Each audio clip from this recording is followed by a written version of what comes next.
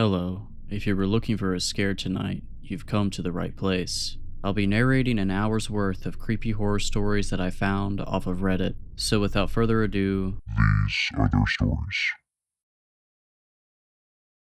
When I was 3 years old, I was in a really bad car accident. I didn't know it at the time, but that singular event would come to define everything about my life moving forward. What I remember about the accident is mostly a collage of backdated comments I was able to reel out of my father in the following years. He was driving me and my mom in his old 91 Chevy Tahoe through the twisting back roads of southern Illinois, weaving his way through the gnarled branches of oak trees which interlocked into a braided ceiling overhead. A fog had rolled in, giving the impression that we were driving through a cloudy tube. Everything was simultaneously bright and opaque. I didn't mind though, as I was in the back seat working on a coloring book. My mom was in the front talking with my dad or turning around to entertain my completed pictures. Although I was of the age where my memory was just beginning to mature, I still recall two things very clearly from the accident. First was the sensation of braking. I remember feeling the way a plate must feel to be dropped, weightless at first, then suddenly meeting a much larger, more solid object. The air popped like a firecracker and the entirety of my body shattered into hundreds of fractals. And then I remember a hand. It was my dad's hand pulling me from the wreck. I ended up hospitalized for weeks after the crash. My mom was less lucky. The impact had killed her instantly. As I've alluded to, I was young, and at the time I didn't fully understand the implications of what had happened. I knew something was missing, but it was like a word on the tip of my tongue, or the forgotten vanilla in a cherished cake recipe, coloring my experience but not the whole of it. Not like my dad. For him, it was the whole cake. He had somehow made it out with only a few scratches. I'm sure he had a really bad case of survivor's guilt, and frankly, looking back, I wouldn't have blamed him if he slumped into despair and spent his days drinking away his sorrow. But he wasn't that type of man. He got help. It took him years before he was able to recall anything that happened that morning, and most of it is still repressed, but he shared with me what he could, or at least that's what I had thought. My dad was a middle school teacher since before I was born, and he kept his job until very recently. As a result, we didn't have much by way of resources. I grew up on Disney Channel and TV dinners for the most part, but I didn't mind. When I became of school age, his job actually made caring for me pretty convenient. Since our elementary and middle schools were connected, he was able to drive me there and back each day. It was around 3rd or 4th grade that I realized I was different. I didn't understand the other children or even the adults most of the time. They would say things that immediately change their mind, or they would talk about something and in the next breath forget its existence entirely.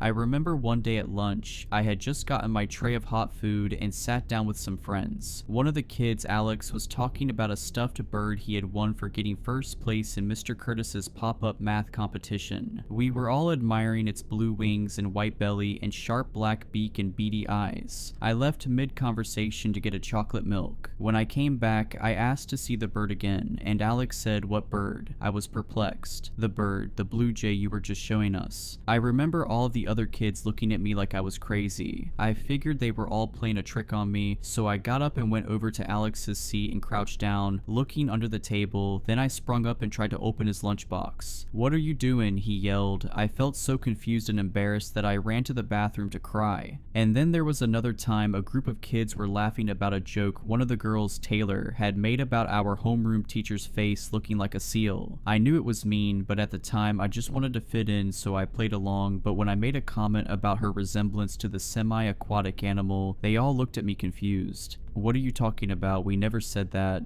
These misattributions kept happening, and it led to me being ostracized from most of the little childish cliques that popped up. I developed a quasi-standoffish temperament which I used as a shield against a chaotic world that I didn't understand. My dad eventually had me tested for ASD, autism spectrum disorder, but I passed the test. He asked if I wanted to move to a different town with different schoolmates, thinking that perhaps I was getting bullied, but I told him it was fine. Somewhere deep down, I felt like no matter where I went, this problem would follow me. You may think that I was simply coping with the absence of my mom, and while I'm sure that her absence has left certain holes in my life, kindly, no, that wasn't what was happening. You see, at first I didn't notice the instances of what I'll call blinking. I simply thought that I was misremembering things, objects, words, events. They were all little things anyway. A bird, a joke, my pencil box. It wasn't until 6th grade that I realized the magnitude of the phenomenon. I was in my dad's 6th grade social studies class, and we had just been assigned our Ancient Civilizations project, which involved creating a diorama of our chosen civilization and presenting its features to the class. My friend at the time, Claire, had taken my first choice of ancient Rome, which we had a heated argument about at lunch, so I was left with ancient Egypt. At the time, all I pictured for Egypt was a plate of sand. However, my dad and I went through some illustrated history books and pictures on the internet, and he really built up the project for me. Over the course of a couple months, he helped me shape 3 pyramids out of small wooden planks and a bunch of tanned clay. We placed them in the center of a giant square shoebox lid, which served as the container for the diorama. Then he bought some small wooden mannequin puppets, and we dressed them up in cloth clothes, mostly kilts and tunics, and colored their eyes, mouths, and hair. We added a few obelisks and some small box huts which were collected into a little village around the Nile. Finally, we added a light glaze of glue where we felt would be necessary, and then covered the whole project with golden glitter. As we worked on each part of the diorama, my dad helped me understand what we were adding and why it was important to ancient Egypt. I loved the way he talked about history. He spun everything into a miraculous story. To this day, I don't think I've ever had a teacher who came close to his level of charisma and creativity. As a result, I became really proud of my diorama. I memorized all the little details and rehearsed my speech in front of the mirror for hours leading up to the last couple weeks of class. And then, 2 days before I was supposed to give my presentation, everything fell apart. First, I need to apologize for deceiving you about an aspect of my story. I thought it might help you to understand what I was going through at the time. What I'm about to tell you is going to sound insane, I get that, but please hear me out. The truth is that I was never assigned to present on ancient Egypt. Everything else about Claire taking my first pick and Dad helping me with the whole project and my excitement leading up to the presentation was all true. But it wasn't a project on ancient Egypt. It was a project on ancient Citizen, which was a civilization located on the 8th continent called Catalan, the same name as the spoken language but unrelated, which was due west of Australia in the Indian Ocean. I know this sounds incredible, and if you want to believe it's all in my head, I get that, but I remember clearly all sorts of facts about it. The Malagasy, the same people who populated Madagascar, were the first peoples to discover Catalan and settle it. However, about 500 years later, Indian ships would arrive and create the civilization known as Citizen, a pidgin language formed between the indigenous population and new arriving Indians called Hiesa, pronounced Hi-Esu or Hi-Su. Catalan had a warm climate with plenty of natural resources, but Citizen had a dense enough population to require agricultural production. They grew rice, grain, sugarcane, vegetables, and even tobacco. I remembered all of these facts and more. My diorama reflected the main features of the Citizen civilization, and then 2 days before my presentation, I woke up and my diorama was entirely different. The hilly grasslands were traded out for sandy dunes. The Hindu statues and stone palaces became clay pyramids and large spear-like pillars, and everything was covered with the ickiest yellow glitter I had ever seen. Tears stung my eyes as I trampled over to my dad's room and banged on his door. "Dad, what did you do?" I yelled. "Honey," he responded, rushing over to the base of the stairs. "What's wrong?" "The diorama, it's ruined." "It's what?" he asked and ran up the stairs, leading me to my room. He looked over it for a few seconds, checking to see if everything was intact, then said, "I don't see it, honey. Where is it ruined?"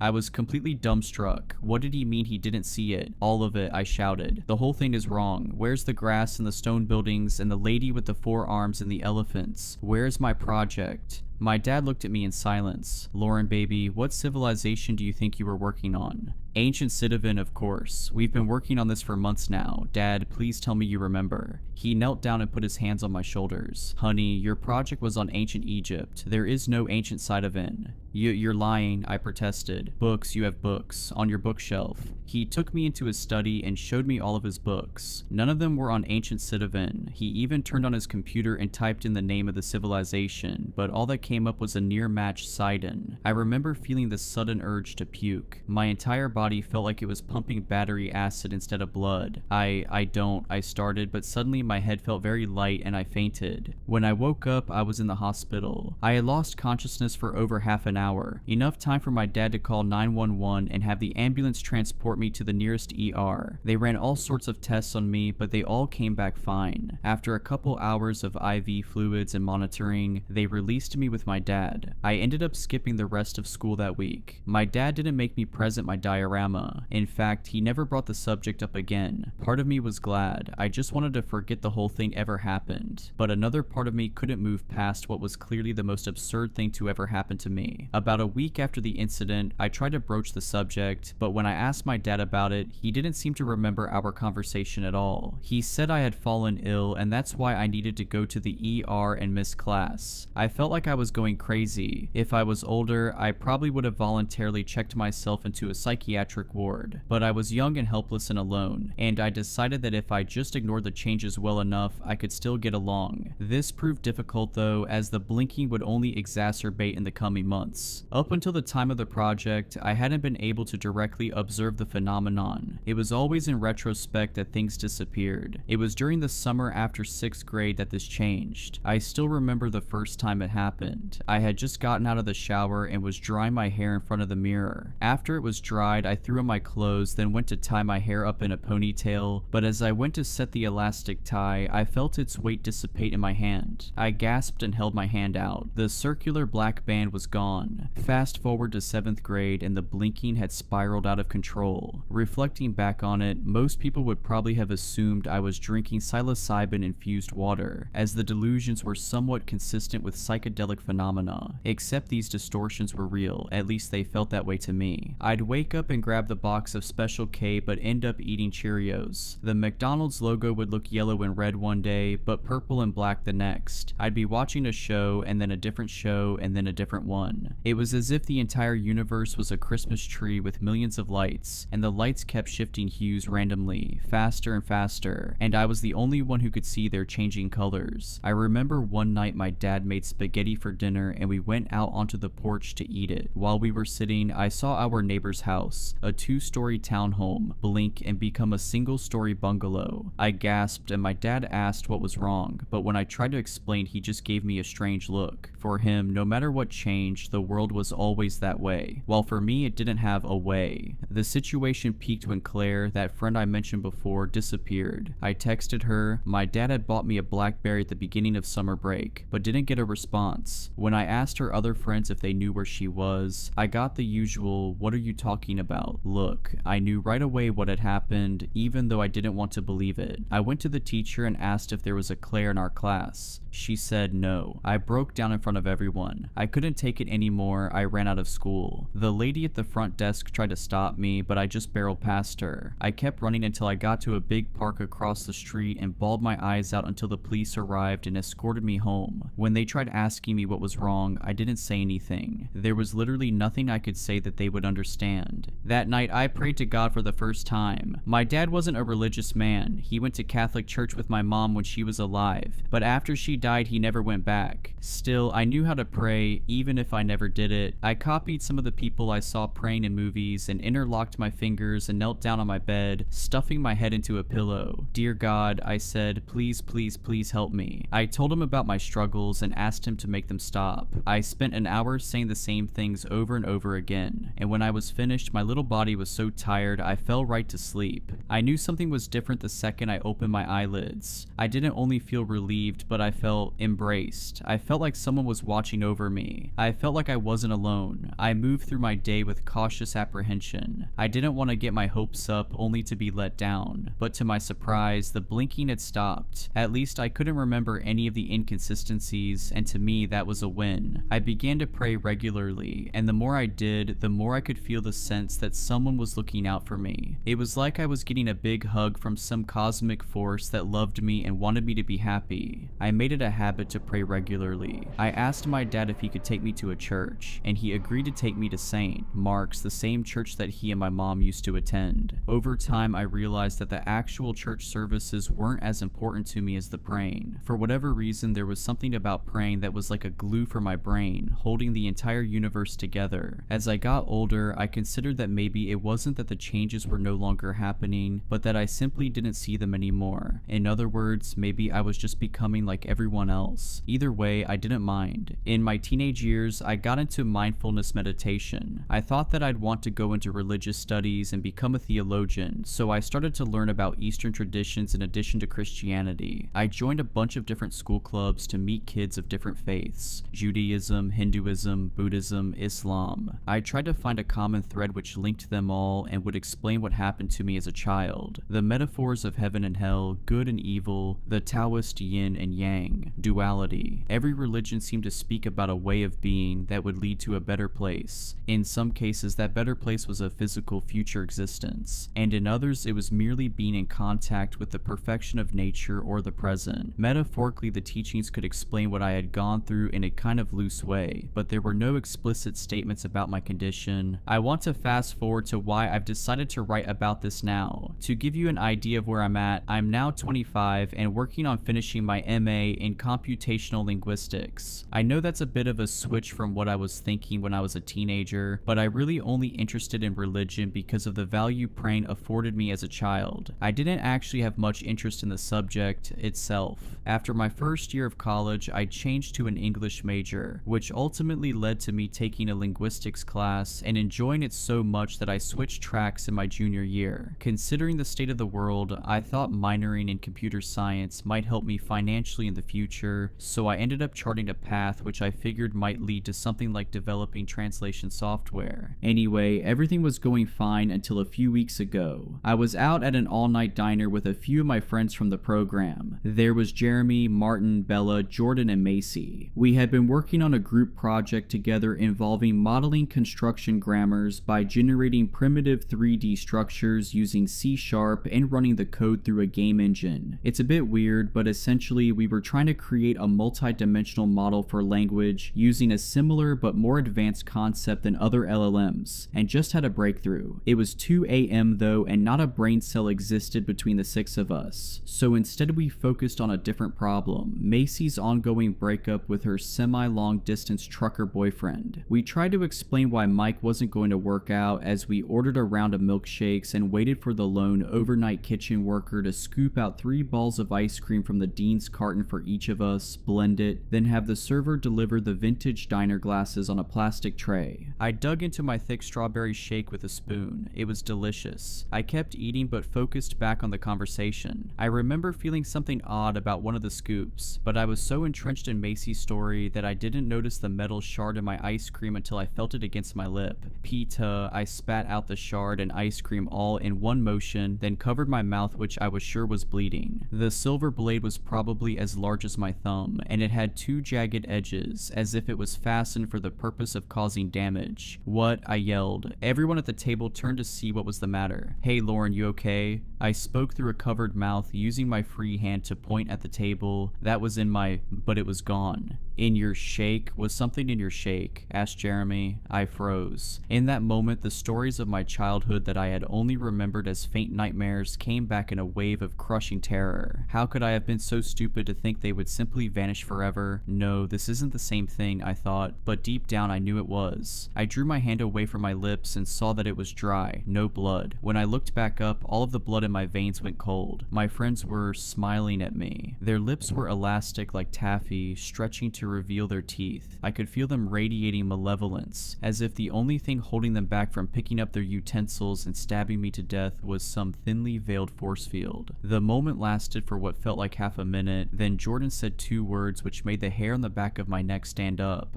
"Found you." The words ricocheted in my now adrenaline-powered skull, but just as he spoke them, the world blinked and my friends were back. Bella reached out and grabbed my hand. I pulled away, but when I saw her concerned expression, I relented. "Sorry guys, I think I'm going to have to call it," I said. "You sure, Elle?" asked Jordan. "You look like you just saw a ghost." "Yeah, thanks, but I stumbled for a lie, but when one wouldn't come, Martin stood up and said he'd walk me out to my car." "Thanks," I said as I got into my little 2015 Jetta. "It's just been a long day." "No problem, Lauren. You know, if there's ever anything..." I know, I said, but didn't mean. Some things just couldn't be shared. I drove for about 5 minutes before stopping at a gas station. I pulled in and parked near the back. Then I interlocked my fingers and prayed for half an hour. I apologized for not taking my prank seriously and asked to once again be granted peace. Unlike my younger years, I also drifted into other avenues of thought. I imagined my mom. I pictured the whole arc of my life, all of the little decisions that led me to where I was. I cried for a long time. I felt like that little girl again reaching out for help. I still felt so lost, so out of control. There were so many things missing and I was so confused. I decided then to take a trip back home and visit my dad, who was now working as a private tutor. He made enough prepping affluent students for the ACT and SAT that he could spend his free time pursuing his real passions, reading and writing. When I arrived at his doorstep that weekend, he greeted me with open arms. "How are you, kiddo? It's been, what, a year or so?"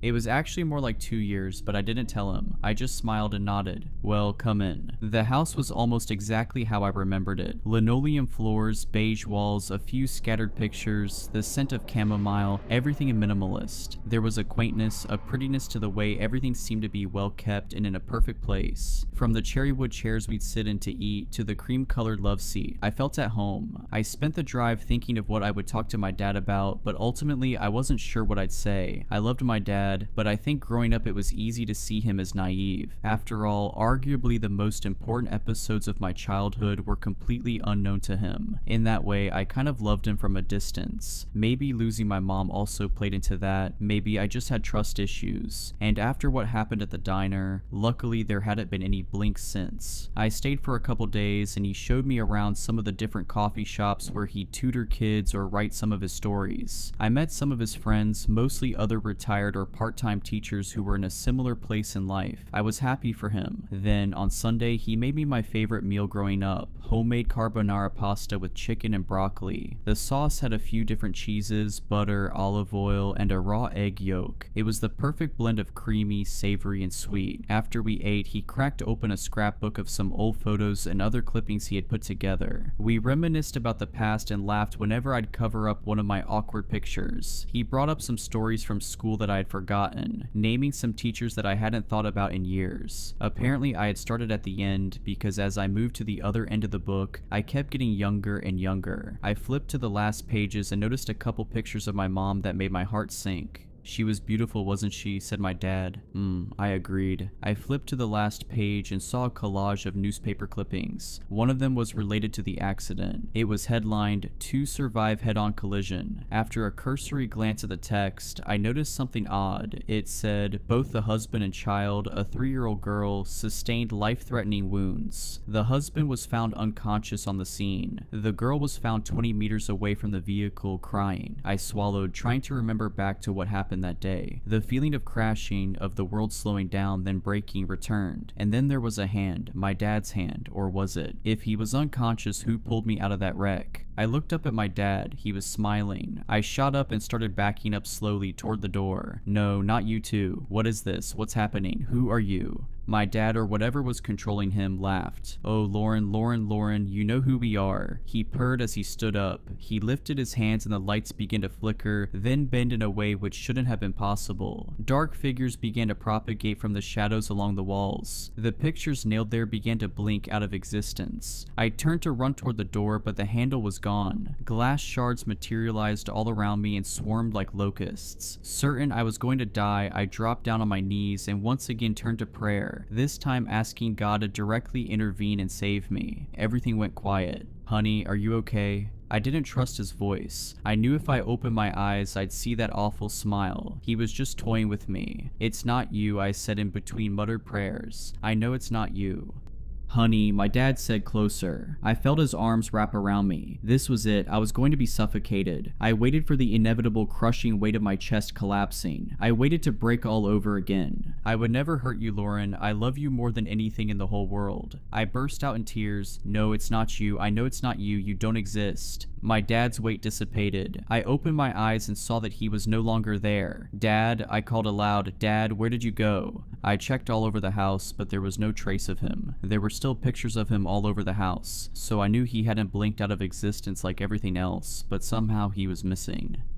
I left the house and got a room at a hotel where I am now. I'm sure at this point that whatever is happening to me is no longer random. Something out there is actively trying to hunt me. Maybe it has been my whole life, but only now it can see me, however weird that sounds. If that's right, then God has been on my side trying to protect me from this demon or monster or devil or whatever it is. Regardless, the methods I was using when I was younger are not going to cut it anymore. I already posted my story in several other small circles and have gotten one reply. A man who goes by the name Trent, apparently it's an alias. He said that he has some insight into my condition and can offer help if I want it. I'm planning on meeting with him tomorrow. I'm not sure if it's a good idea, but at this point I need answers. I can keep you updated with my progress if that interests you, and to anyone who knows anything about what's happening to me, please, I could really use your help. Back during the peak of the blinking crisis, I remember having a lot of difficulty sleeping. It was common for me to average only 4 or 5 hours a night, and the little sleep I did get was marred by terrible nightmares. One in particular recurred many times. I was only 8, but somehow I was in the driver's seat of our family's old SUV. My arms were long enough to steady the wheel, but my legs didn't quite meet the pedals. It didn't matter though, since the car seemed content to continue on at a constant pace. I looked over and saw my mom in the passenger seat. Her face was a blurry likeness pieced together from the dozen or so pictures I'd seen of her over the years. I tried to bring her into focus, not only because I missed her dearly, but because she was speaking, pleading even. She waved frantically at me, then brought her leg up and slammed it down on the floor mat several times. I didn't understand what had her so upset until she pointed out the front windshield, and I saw we were hurtling directly toward a giant tree that had fallen in the middle of the road. Panicking, I stomped for the brake, but my seatbelt protested and pulled me back like an invigorated dog on a short leash. I sat up and tried clicking it off, but it wouldn't budge. My breaths became hollow cries, and I felt my heart beat against the bars of its bony prison. I grabbed the steering wheel and pulled it to the left, then right, attempting to swerve off the road, but it was as if whatever kind of glue was locking up the seatbelt was also fixing the steering wheel in place. "Mom, what do I do?" I yelled, tears streaming from my eyes. She was yelling back at me, but it was as if there was a divider between us, and neither of us could hear each other. I turned back just in time to see the giant oak tree meet the front bumper, and then I jolted awake with a piercing pain in my chest that radiated up through my throat in the form of a giant scream. My little legs kicked under the covers and tears rained down on my pillow until my dad ran in and knelt at my bed. "Lauren, are you okay? Did you have a bad dream?" I grabbed my pillow and hugged it so my face was covered, then effused a in a long wheeze while rocking to either side. "Oh honey," he soothed and brushed my hair, then the tears from my face when I would allow it. Time would pass in silence, and when I began to get the sense that my dad was ready to leave, I'd chirp out, "Stay," in that way children do when they're embarrassed about wanting something. "Always," my dad would reply. Then he'd post up on the floor with my large tomato plushie as a pillow. One night in particular, it was deep in the night, and I had woken to a tapping sound outside my window. I was so afraid that a monster had snuck into my room while I wasn't looking that I made him lay next to me and face outward. I'd peek my eyes open every minute or so to check and make sure my dad was there, staking out the room. Eventually he rolled in close and said something that I still remember to this day. "Hey baby, guess what?" he whispered. I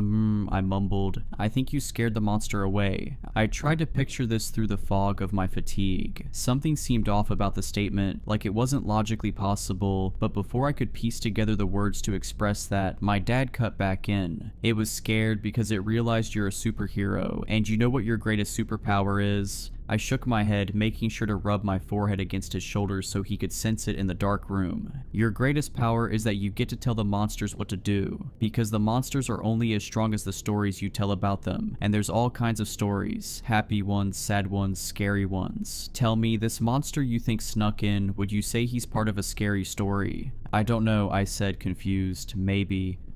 He hummed, contemplating. "Well, I want you to remember this. You have the ability to tell any kind of story you want. Maybe there are monsters, but that means there's heroes and angels too, right?" I was beginning to doze off to the comforting sound of my dad's deep voice, but I gave another affirmative "So if you're ever scared, honey, just dream up a better story. A story that will bring you peace. Do you understand?" But I was already out. I woke up the next morning to the feeling that someone was in the hotel room with me. The drapes were drawn and the only sound was the AC unit blowing cold air. But when I looked toward the dark corner of the empty coat rack, my mind conjured the face of my dad, smiling at me, chanting that same awful line, "Oh Lauren, you know who we are." I was no longer a child, but it took a couple minutes of cold focus before I muscled the courage to ascend from the safety of my covers and flick on the lamplight. The small amber radius extended to where my dad's feet would have been if he was standing there, but there was no one. I let out a sigh and collapsed back onto the mattress, thinking back on all those years growing up. The same man who had helped me conquer my fear of the dark was now the monster hiding in its shadow. I looked over my shoulder and saw the clock read 10:15. My meeting with Trent was in 3 hours. I moaned and stretched my arms back until they knocked against the headboard. Then I collapsed back onto the mattress, meditating, gathering energy like a compressed spring. All at once, I jumped up and glided over to the drapes, opening them in a single fluid motion. I grimaced at the sunlight, but the warmth felt good against my face. I stopped by the nightstand and gulped down the final few swigs of a bottle of mellow yellow that I had purchased from a vending machine the previous night, then undressed and hopped in the shower. The warm water wasn't enough to wash away the previous night's memories. When I closed my eyes to lather my hair, I was back in my living room, standing opposite the demon that had taken on my dad's form. His smile, his laugh. It was like someone in my head was flipping a switch between the man I loved growing up and a terrible monster. But the fear was more powerful. I heard something drop onto the tile floor on the other side of the curtain. The noise made me gasp, and I opened my eyes while shampoo was still streaming down my face. I swiped the shampoo out of my now burning eyes and squinted at the curtain, trying to see through it, but I couldn't make anything out. Is anyone, I started, trembling, afraid to finish the sentence. I reached out and pinched the end of the curtain. My heart was in overdrive. I swallowed, then pulled it toward me and peeked out. I scanned the room, but I couldn't see anything out of place. It wasn't until after I finished showering and wound myself up in one of the hotel's 2 small towels that I saw what had made the noise. I bent down and picked up the stub of a razor blade that had fallen onto the tile right next to the puffy gray shower rug. It wasn't mine, and I was pretty sure hotels didn't keep unguarded razor blades just laying around. When I held it up, it occurred to me that if it had simply fallen a few inches to the left, it would have been buried in the rug, and perhaps I would have stepped on it. I stared at myself in its steely reflection, cold, lonely, small. What if I was all I was able to think before the blade blinked out of my hand? I threw on some clothes, packed up the few belongings I had into my purse, then checked out of my room. I didn't feel safe going back home after what happened, but I also didn't want to go anywhere else. I got in my car and drove aimlessly up and down the town streets, focusing only on the car ahead of me. Anytime I started to travel down an avenue of thought, I'd make a turn or speed up or hit the brakes, anything to keep my mind distracted. It was sweltering outside, but I'd turn the heat on for minutes at a time until I felt drenched, then toggle max AC until I was cool, then back to heat. I repeated the basic driving tenet 10 and 2, 10 and 2, 10 and 2 inches like a mantra, a chant to focus my attention on a single point, and then I pictured that point disappearing. I began to think that maybe I wanted to disappear. I fully intended to keep going that way until 1 o'clock, but after about 30 minutes my meandering route had led me to St. Mark's Catholic Church, where a large group of people were gathered around a long line of tables in front of the building. I slowed down. At the front of the venue was a large white cardboard sign which read, "Plant a seed, share the joy." I wasn't sure what that meant, but my boredom had come to a head, and I rationalized that if there's any place on God's green earth that would be safe, it was this one. I parked along the closest side street, then walked over to the church. Rows of white tables were covered with cardboard boxes filled with small plants that were wrapped up in individual paper pots. I watched from a distance as people behind the tables carefully removed the plants, one by one, and offered them to passers-by. I continued down the line, a sheep in the herd, and allowed myself to sink into childhood memories. I had somehow made it out the other end near the narthex when I heard a woman's voice call to me. "Hey dearie, have you gotten one yet?" I turned and saw a small, gray-haired lady with rose-colored glasses. "Oh no," I started, attempting to decline, then paused. The old lady grabbed one of the plants and held it out for me. "Here," she said, "come on, I won't bite." "As far as you know," I thought, and stumbled forward with a sigh. "Thanks," I said, and took the plant. "What is this all for anyway?" "It's a giveaway," the old woman responded. "Staff have been growing these plants, tomatoes and garlic mainly, so they could offer them to members of the parish. The idea is to have the members grow the produce, then donate it to St. Mark's food pantry to give to those in need." "Oh, that's actually pretty cool," I replied and inspected my plant, which was at present nothing more than a small green stem. "So which kind is this one?" "That one is..." The old lady stopped and inspected the other plants near where she had grabbed mine. "Tomato." Tomato," I repeated. "Well, thanks again." "Of course, dear," the old lady beamed. "We're all responsible for each other." I nodded, then continued back through the crowd toward my car when, through the large vestibule windows, I saw a priest speaking to a young couple. It had been a little over a decade since I had attended a service. I stopped going during high school when I started studying other religions, and I didn't recognize this priest. He was short, just over 5 feet tall, bald, and African American. He wore the customary black robe and white collar, and there was something in his smile and the way he seemed to be affirming the couple that made me yearn to speak with him. I considered for a moment, a bit embarrassed to be stepping back into church after all this time, but the thought of being able to burn 10 minutes talking with someone who might have some insight into my situation was too tempting to pass up. I waited near a portrait of Mary Magdalene, my tomato plant in hand, staring off at the pristine series of stained glass images portraying the death and resurrection of Jesus. About a minute in, the priest met my eyes. He smiled, his way of telling me he knew I was waiting, then finished up with the couple and made his way over. He had a bit of an accent when he spoke. It was Ugandan from best I could tell, and a proclivity for laughing at the end of his sentences. "Hello, miss. I don't believe I've had the privilege," he said, and held out his hand. He leaned in as he spoke, and his smile tugged on the corners of his eyes, which were already marked with use. I shook his hand and returned what I'm sure was a weak smile. "No, I don't think so. My name's Lauren. I used to come here when I was little. It's been a while."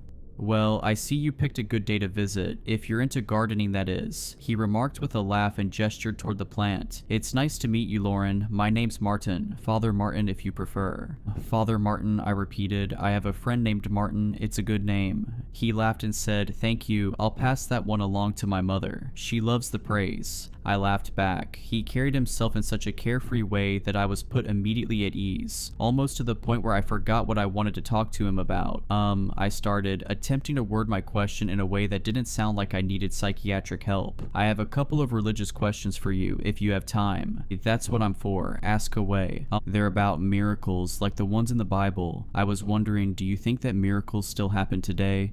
"Miracles, huh?" he started. "You mean like water into wine?" "Kind of, yeah."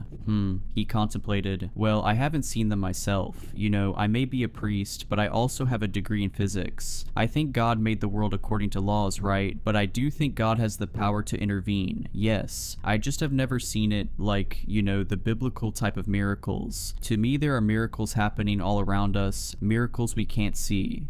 "Exactly," I responded, thinking about how no one else could see the blinks. "Those kinds of miracles, what are those miracles we can't see?" One of Father Martin's eyebrows raised and he rubbed his chin. "Well, I think the greatest miracle is the miracle of God's love, which was perfected in Christ and offered to each of us. It's his power to heal even the most troubled mind. By coming into alignment with God's will for us, we can see the true purpose of this existence."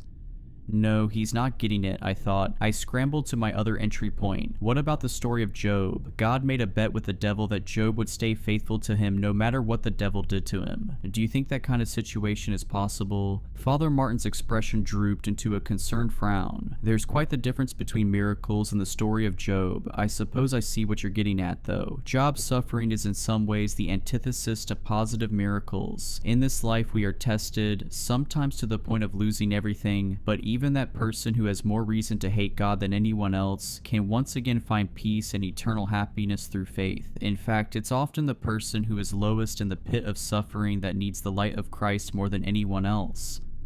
I thought back on the first night that I prayed. It was in my moment of greatest helplessness that I reached out to God, and I thought I had found my answer in Him. But now, after what happened last night, after all these years of chaos, not merely losing things that were important to me, but my very sanity, I needed more than just blind faith. I couldn't just sit idly by and hope things would get better. I smiled at the priest and said, "Thank you, Father, this has been very insightful." "Of course, sister, I'm sorry if I couldn't have been of more help." "No, I think I understand now. now. I've been wrestling with something, and I think God wants me to confront it. I think I've been running away and hiding from it for so long that I'd convinced myself it disappeared. Father Martin nodded in understanding. Well, in that case, will you let me leave you with a prayer? I was a bit taken off guard by the request, but I accepted. Sure, Father. I watched as he made the sign of the cross. Then he lifted his hands and closed his eyes. Dear God, I am so happy to have had the privilege of meeting with Lauren today, especially on a day such as this where we are offering gifts for those who need them. You have heard her desire to confront the things that are troubling her. I ask that you bless her with strength and peace and a clear conscience that she may overcome these challenges. God, bless us with your spirit that we may see your hand in our lives. Amen. Amen, I said. As I was leaving, Father Martin called out to me and said, "Oh, just so you know, this Friday at 7 we are having a barbecue at the parish center. I would love to see you there if you're able and wanting." Turning back, I smiled and said, "Oh, okay, thanks, Father. I'll think about it." The priest nodded, and with a smile, he sent me off. I walked into the deli at 1 o'clock on the dot. The customers who had arrived for the lunch rush were already cleaning up their trash and heading out. I dodged past a few of them on my way down the long, narrow path leading to the front counter, while I waited behind a couple of elderly folk who were picking which soup they wanted to pair with their ultimate grilled cheese. I looked around for Trent. He hadn't sent me a picture or any way of contacting him throughout the day, so I wasn't sure what I was looking for, but I figured I'd see some man half hidden behind a newspaper scouting me out. Maybe I watched too many movies, I thought. Ma'am, you're up," croaked the teenager behind the register. "Oh, right, sorry," I replied and stepped up to the counter. I muttered, scanning the menu for something that looked edible. Could I just get... I made sure to mouth every syllable as they were words of their own. "We have a deal, the try-two combo, sandwich and a soup for $9.99. The cashier repeated for what was probably the 50th time that day. "Yes, that sounds good. I'll do the Italian sandwich and potato soup. And a drink, please." After I paid for the food, I wandered around the tables, hoping to find someone who looked like a Trent. I was picturing a short guy, runner's build, with long brown hair, tucked somewhere neatly away in the corner. So I was not prepared when the Hulk stunt double growled my name from a table smack dab in the middle of the restaurant. He had a pale, square face that was spotted with freckles and a sinking property that comes with the lethal combination of stress and age. His hair was relatively short. Probably it was brown or auburn, but since it was slicked back, it looked almost black, and he wore what looked like janitor coveralls. There was even a cloth tag pinned to his chest which read, "Trent." "Lauren," he repeated. "Yes, that's me," I said, and took a seat across from him. I saw a brown tray on the table in front of him, and on the tray was a large white soup bowl. It was empty and beginning to crust along the edges. He must have been here for some time already. "I didn't know where you'd be, so I was worried we might miss each other. I'm glad you found me, though," I said while looking over Trent more thoroughly. His large hands were stretched out in front of him on the table. He wasn't wearing a ring, so he probably wasn't married, and his face, it was stern. He seemed like a no-nonsense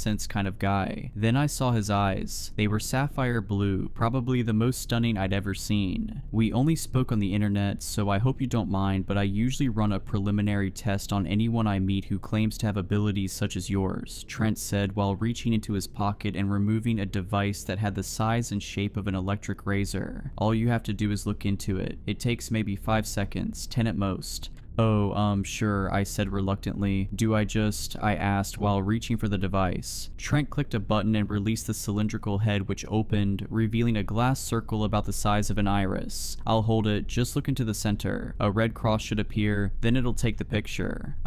Okay, I replied and did as he instructed, leaning my head forward to look into the device. Sure enough, a red cross appeared. Was all I got out before the light turned blue and I saw a gray fog disperse and billow throughout the inside of the tube, extending for what I perceived to be miles. My jaw went slack and I couldn't breathe for maybe 5 seconds. Then Trent re-shuttered the device and turned it over. 72, he said with a hint of shock. "That's the highest I've scanned to date." He looked back at me, more relaxed now, and muttered to himself, "How have you been able to function for this long? At this level, you should basically be half in, half out." I rubbed my forehead, feeling a mixture of pain and frustration and fatigue and impatience which all poured out at once. "Listen, Trent," I said as sternly as I could. "I came here because you said you knew what was wrong with me and that you could help me. I get you have to make sure I am who I said I am, but now it's your turn to pay up. How do I know you know anything about my condition? You said my mom might still be alive. What does that even mean? I saw her die right in front of me. I want answers." I waited for Trent to respond, but he only lifted his head. I turned around and saw a girl holding a tray of food. Hi, sorry to interrupt. I have an order 36 for Lauren. Oh yes, thank you, I said. The worker placed the tray down on the table in front of me, and when I saw the food, I suddenly realized how hungry I was. Trent must have also realized this because he folded his arms and said, "Go ahead and eat, I'll explain while you do."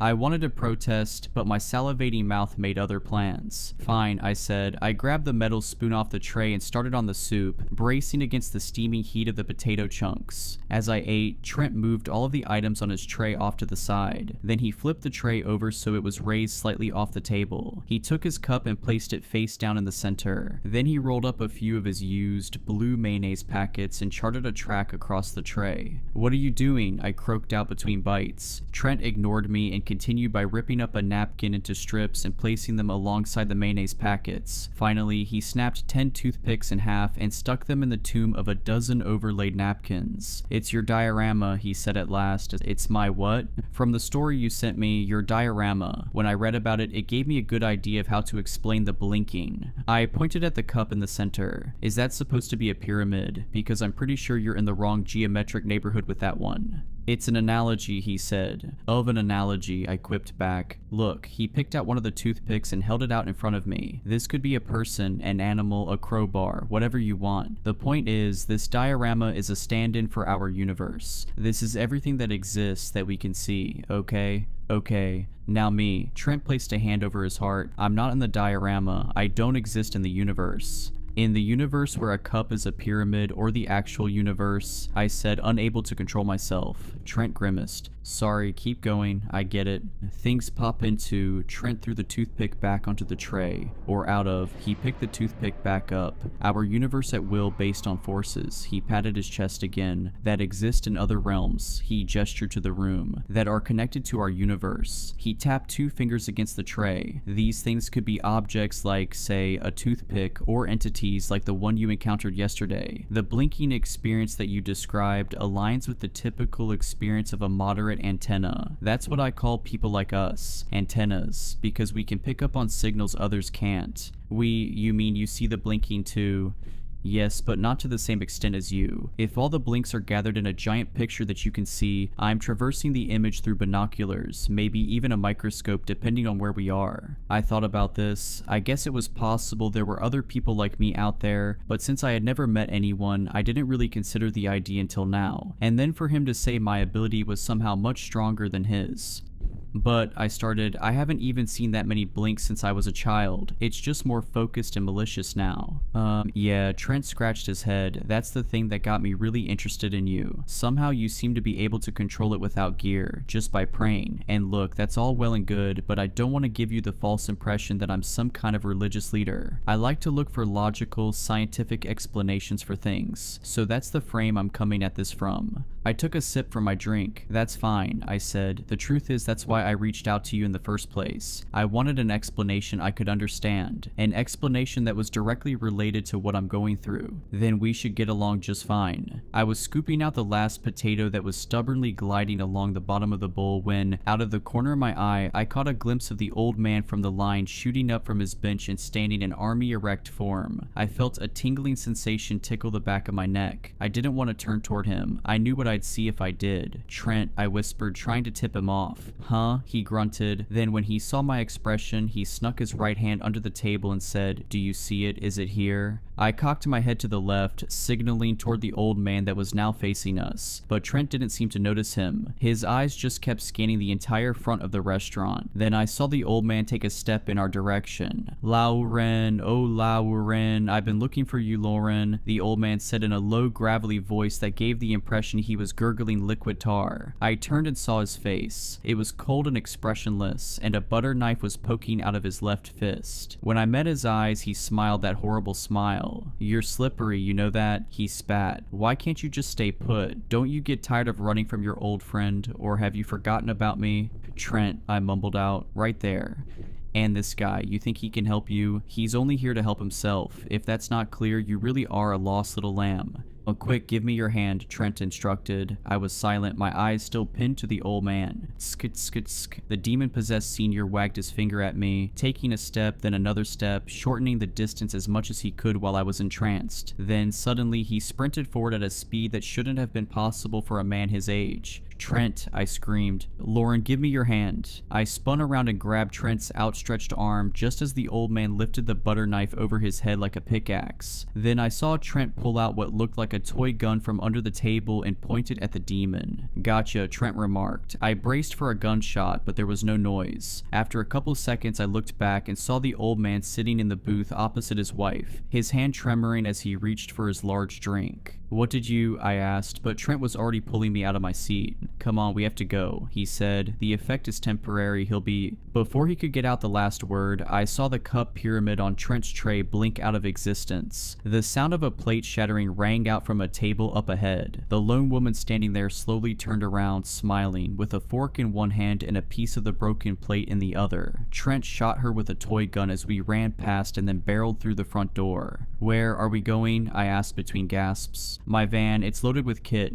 "And then where?" "Your house," replied Trent, who stashed his gun back in his pocket and took out a key fob. "My house? But that's where it appeared." "Yeah, and that's where you banished it." Trent waved me into the passenger seat of his Ram 3500 ProMaster. I noticed right away the dash, which looked more like it belonged in a new limited edition EV than a cargo van. The ignition kicked on automatically, and I heard the beep of a sonar ping precede an English woman's voice calling out like some Oxton GPS saying, "Scanning for anomalies." Trent shifted the van into gear, and I heard the wheels sputter as we accelerated backward and whipped out of the small parking lot. "What's your address?" Trent asked. I gave it to him, and then speaking to his dash, he said, "Car, take us to Kya." "Was redirecting to Waki Api," replied the British woman. "Currently detecting 31 novel emergencies. Updating pings every 300 milliseconds. Chance of contact 0.23%. "What does that mean?" I asked. "The van has sensor equipment which can detect blinks. It's much more accurate than either of us."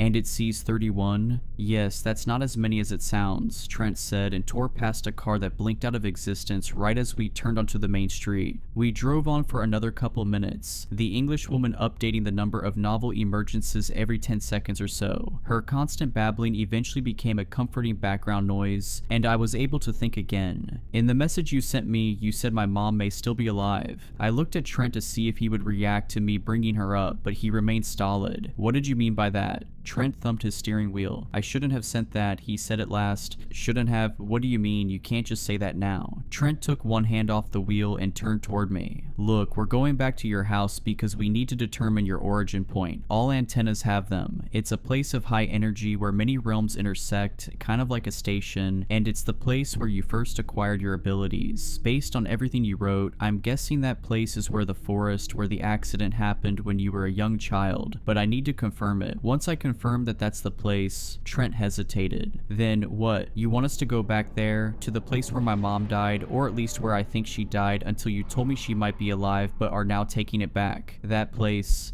"It's the only way to..." "Now detecting novel agent," the Englishwoman interrupted. We both perked up as she gave another update. "Net anomalies 437, novel agents 1, chance of contact 78%. "Crap," Trent muttered. "Car, course correct." Attempting course correct to avoid collision. Attempts made 10, 50, 75, 79. No alternate route detected. Chance of contact 96%.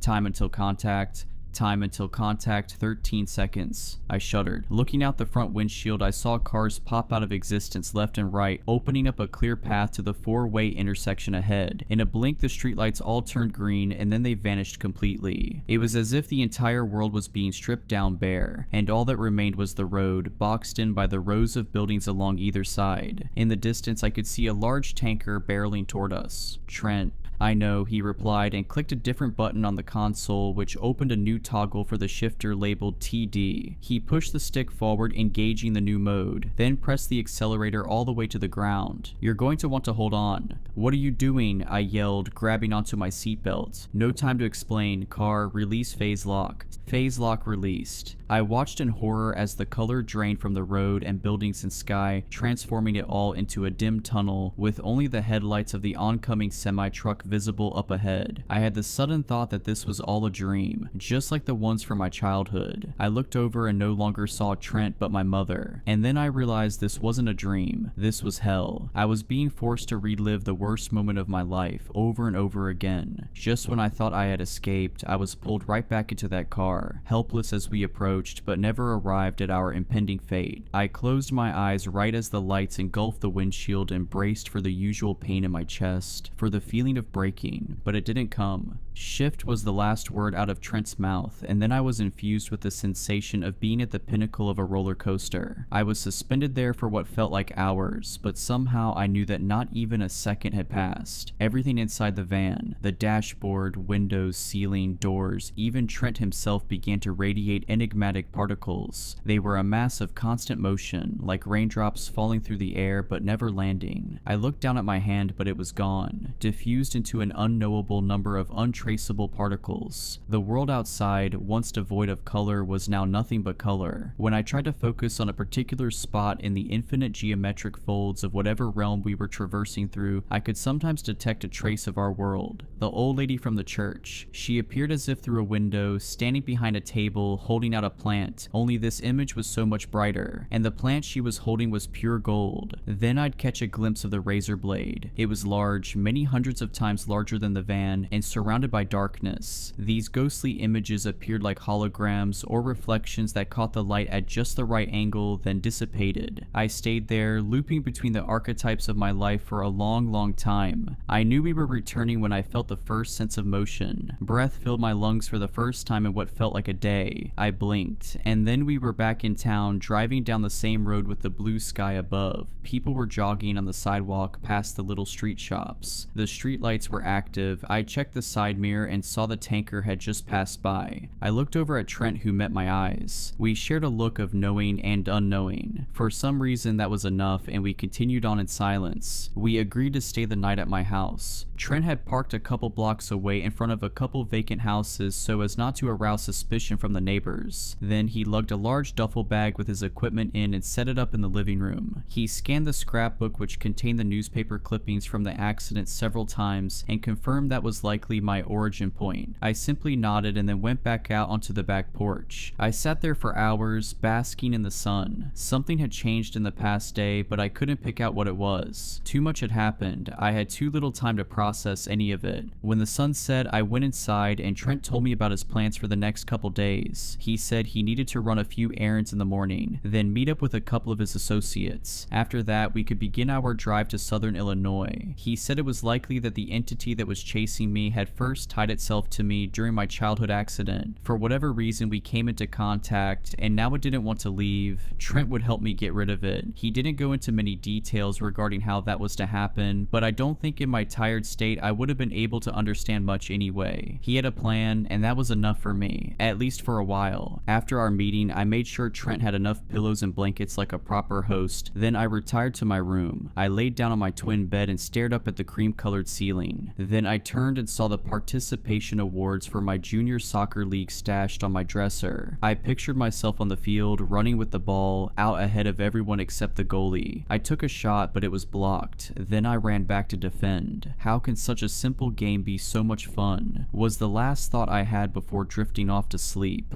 I woke up only once during the night. It was still dark out. The room was warm despite the small flower petal fan churning away, shifting the hot, humid air from one pocket of the room to the next. I waited in apprehension, sensing that something had disturbed me. I saw the tomato plushie peeking out at me from the slightly ajar closet door where I had stashed it so many years ago. I felt like I was missing something important. And then I heard it. There was a tapping at my window. Darkness gave way to dimness as I opened my eyes and saw slivers of gray light printed on the ceiling like lines on the page of a ruled notebook. In the distance, I heard the sound of pans clanking against the kitchen stove, and I became ever aware of the scent of cinnamon and bacon sneaking in from under my closed bedroom door. For a moment, I was back in 6th grade. My dad was downstairs cooking up his famous from-scratch buttermilk pancakes and cheesy scrambled eggs. It was probably 7 o'clock, maybe 7:05, and I had 15 minutes to get up, shower, dress, eat. Then it was off to middle school with Dad, for me to learn, him to work. It was the day we were set to be assigned our Ancient Civilizations project. fact, unless something went terribly wrong, I would be choosing ancient Rome. I didn't know much about it other than it was some great empire, but even then I didn't really understand what an empire was. I was just happy that I would get to build something with my dad. I turned on my side and looked at the closed blinds, the source of the gray lines, then the cabinet with all my trophies, and finally the wobbly fire truck red chair pushed under my desk. I was home at last. The past 15 years were nothing but a dream. There was no blinking, no malevolent demon chasing me, no inexplicable chaos. It was a sweet fantasy, but one that became bitter the longer I tried to chew on it. I swept my legs out from under the covers and sat face down on the corner of my twin mattress. My feet were adult's feet. My room was my former room, and that was Trent downstairs cooking breakfast. Unless, of course, it was my dad, in which case I'd have bigger problems than merely waking up from a good dream. After changing into a fresh shirt and pants, I went downstairs and saw that it was, in fact, Trent cooking breakfast. He was wearing a plain t-shirt through which I could see the ripples of his large back muscles as he whisked what I presumed was pancake batter. He must not have heard me because he didn't turn around when I made it to the end of the hall. I leaned against the wall, arms folded, and watched him for a minute as he finished whisking the batter, then poured it onto a hot griddle, spilling a few dribbles on the counter in the process, watched it bubble, flipped it, then transferred the golden medallion onto a plate stacked 5 high. Next to the pancakes was a plate filled with bacon, and a small aluminum pan of scrambled eggs. "Smells good," I said at last. "Find everything okay?"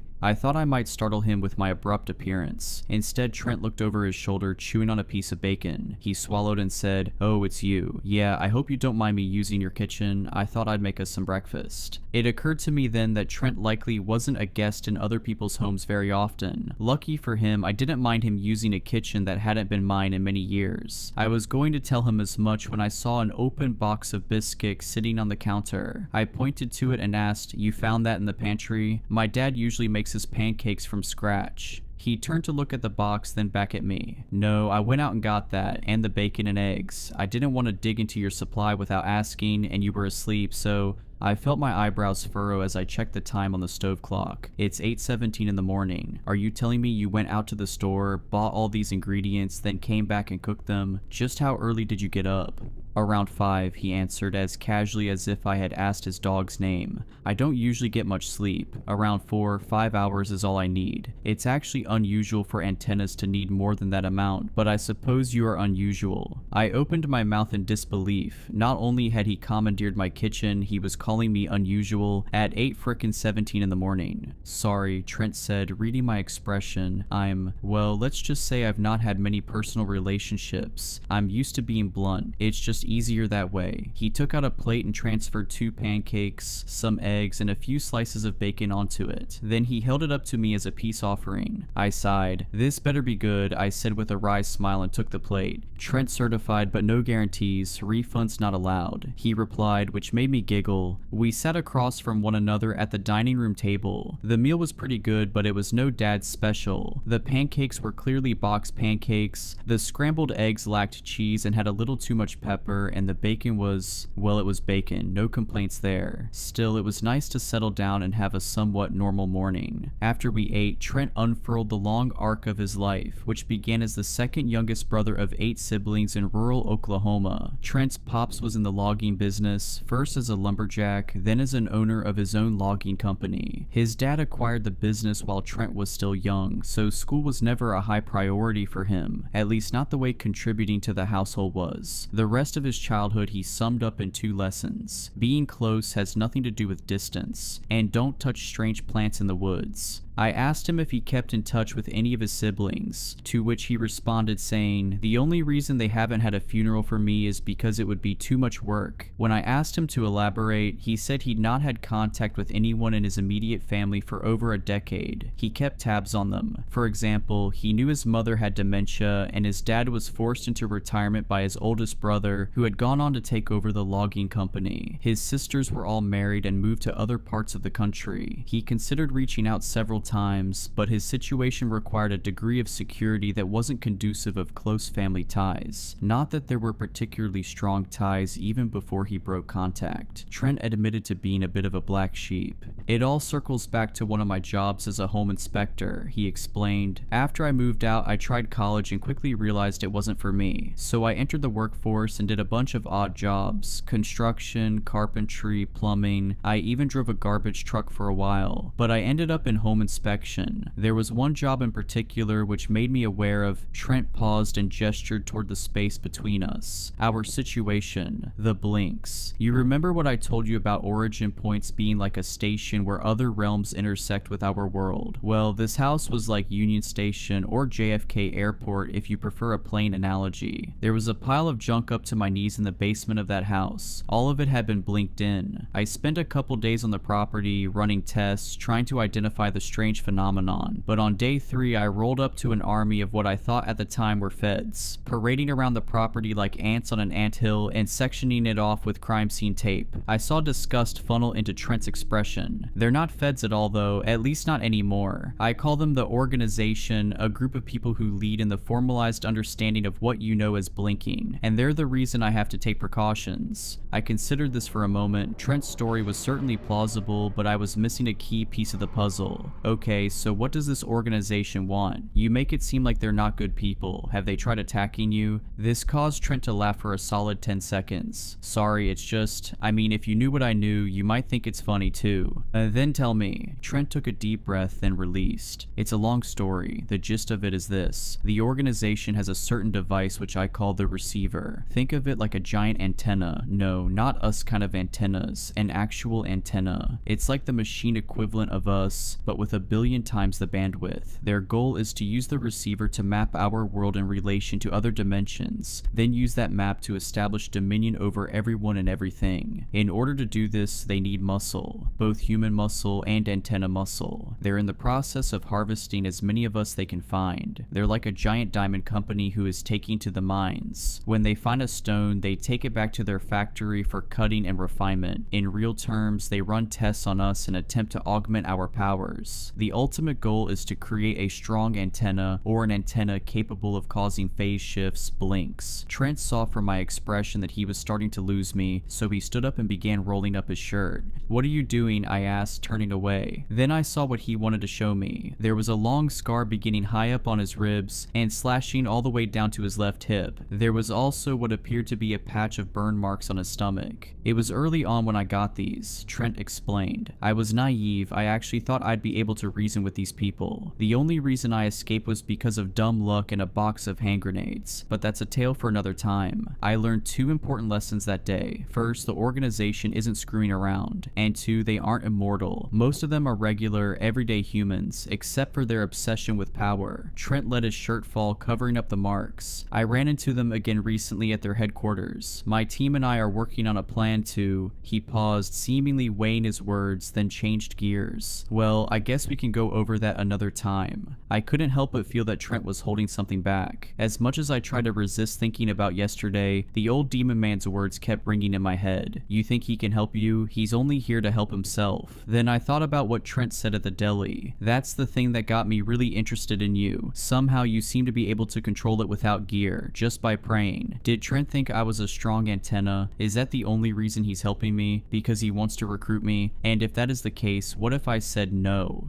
Listen, Trent, I started, but I saw Trent was already nodding. Still, I pressed on. I need you to tell me what I'm actually doing here. Why did you agree to help me? And what does helping me really mean? I want to know the truth. The truth is, Trent started, then stopped and looked out the glass door that led onto the deck. I looked too and saw a sparrow had alighted on our old bird feeder. It tried pecking at some of its non-existent grains, then sang what I assumed was a song of displeasure before taking back off to the skies. The truth is, I do want to recruit you. I think you have the potential to be the strongest tool in my arsenal, but I won't require it. To date, I've helped 53 of our kind, but only 7 have stayed on. Most decide to go on and live normal lives. Trent scooted his plate to the side. In our case, this can essentially go one of 2 ways. In either instance, we pass through Chicago for 2 stops. First, I need to meet up with an associate who has something to drop off to me. Then I need to stop at a storage locker and trade out some gear that will allow me to open a phase portal. When we arrive at your origin point, I'll open the portal and you'll look inside. Based on everything you've told me, I'm guessing that childhood accident was when the demon appended itself to your life. By seeing how it entered your life, you should be able to figure out how to dispel it. At least that's the working theory. Returning to the origin point has always worked for the other antennas, although I must admit your situation is different, but I can't imagine it's so different that this method won't work at all. After you return demon free, you're free. You can walk out and never see me again, and hopefully you'll live a happy and peaceful life. Or you can decide to throw your lot in with mine, and I can show you how deep the rabbit hole goes, so to speak. Trent looked into my eyes, and when I didn't respond for a few seconds, he said, "That's it, that's all I got." I smiled and responded with one sentence. "When do we leave?" Memories have a strange architecture. In some ways, they are the great safety net of our experiences, collecting them like a bucket under a leaky roof. In other ways, they are an eternal reminder that nothing ever truly lasts. Perhaps a better way of thinking about memories is as the ghosts of our past lingering in the present. As I took one last stroll through my childhood house, feeling that it might be my last time for a long while, I felt the imprints of childhood memories press into my awareness. I could hear my father's voice reading to me at my bedside. I could see him holding one of my stuffed animals above my head as I wrestled him for it. I could recall the times when I'd sneak down the stairs late at night and quietly open the freezer, grab the ice cream carton, then head back upstairs to eat it. I felt a yearning to return to those memories, to walk into the fictitious pictures my mind was painting on the canvas of my present. I knew I couldn't return, but I still wanted something to hold on to. I went back to my room and grabbed the cotton stuffed tomato from off my closet cabinet. Then I walked through my dad's study and removed a volume I recalled him frequently reading, a hardcover book with a green binding called A Collection of Great Works. I placed these items by my feet in the passenger seat of Trent's van, and just as we were about to leave, I remembered something else. "My plant," I blurted. "Your what?"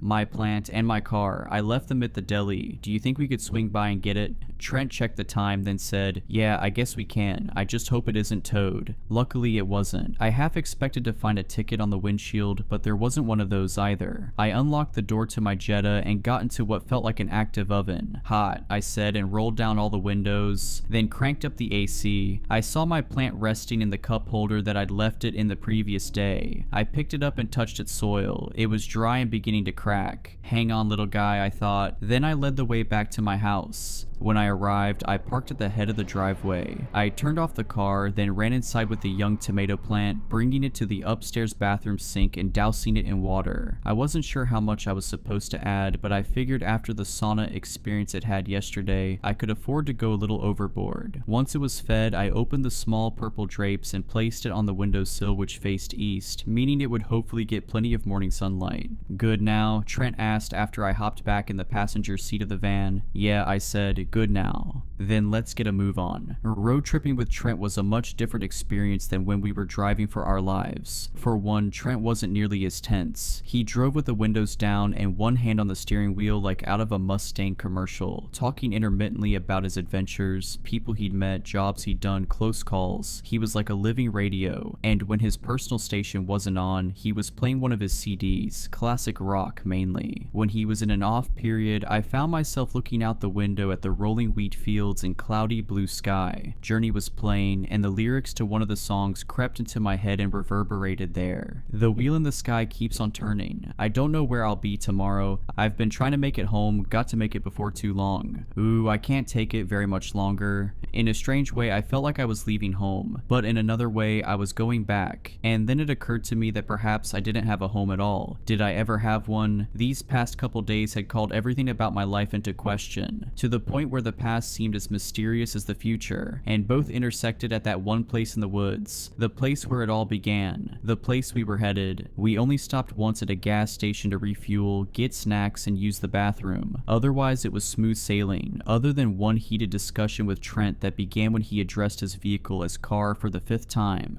"Okay, you need to come up with a better name than that." "What do you mean?" Trent asked, seeming genuinely confused. "You have a supercar and you named it Car. That's actually embarrassing, but it is a car." I face-palmed. "First of all, it's a van. A van is a type of car. Second of all, would you name your kid in Kid?" Trent thought it over for what I thought was much too long. At last he concluded, no, I'd probably name him Boy, or if it's a girl, Girl. After 5 more minutes of his childish banter, we settled on the name Ava, my choice after rejecting his runner-up name Scar. At around the 7-hour mark, I dozed off, then woke up a couple hours later to the sensation of the van dipping, then bumping up into an elevated climb. The evening sunlight that was pressuring my eyelids to open dissipated and everything was suddenly dark. I opened my eyes and saw we had entered a parking garage. Trent pulled into an open spot on the second level. "We're here," he said, and gathered up his gun, which he stashed in a driver's side underboard compartment that I'm guessing he had installed himself. "I see that. You want to wait here or—" I opened the car door, which was answer enough for Trent. We both got out and started down Maple Avenue. I had been to several cities before, Chicago among them, but the size of the buildings always struck me with awe. As we walked alongside dozens of other pedestrians, I looked up and traced the closest tower to its peak, guessing how many stories it was in my head. Then I'd be pulled out of my game by the honking of some nearby vehicle. We continued for 2 blocks until Trent made a path directly toward the nearest Starbucks. I didn't know what I was picturing for a meeting with his associate, but it definitely wasn't a meetup at a coffee shop. Still, I followed him in. Then when I saw that Trent was leading me to a corner table where a casually dressed Chinese girl who appeared even younger than me was sitting, I blurted in a hushed tone, "Her? She's your associate?"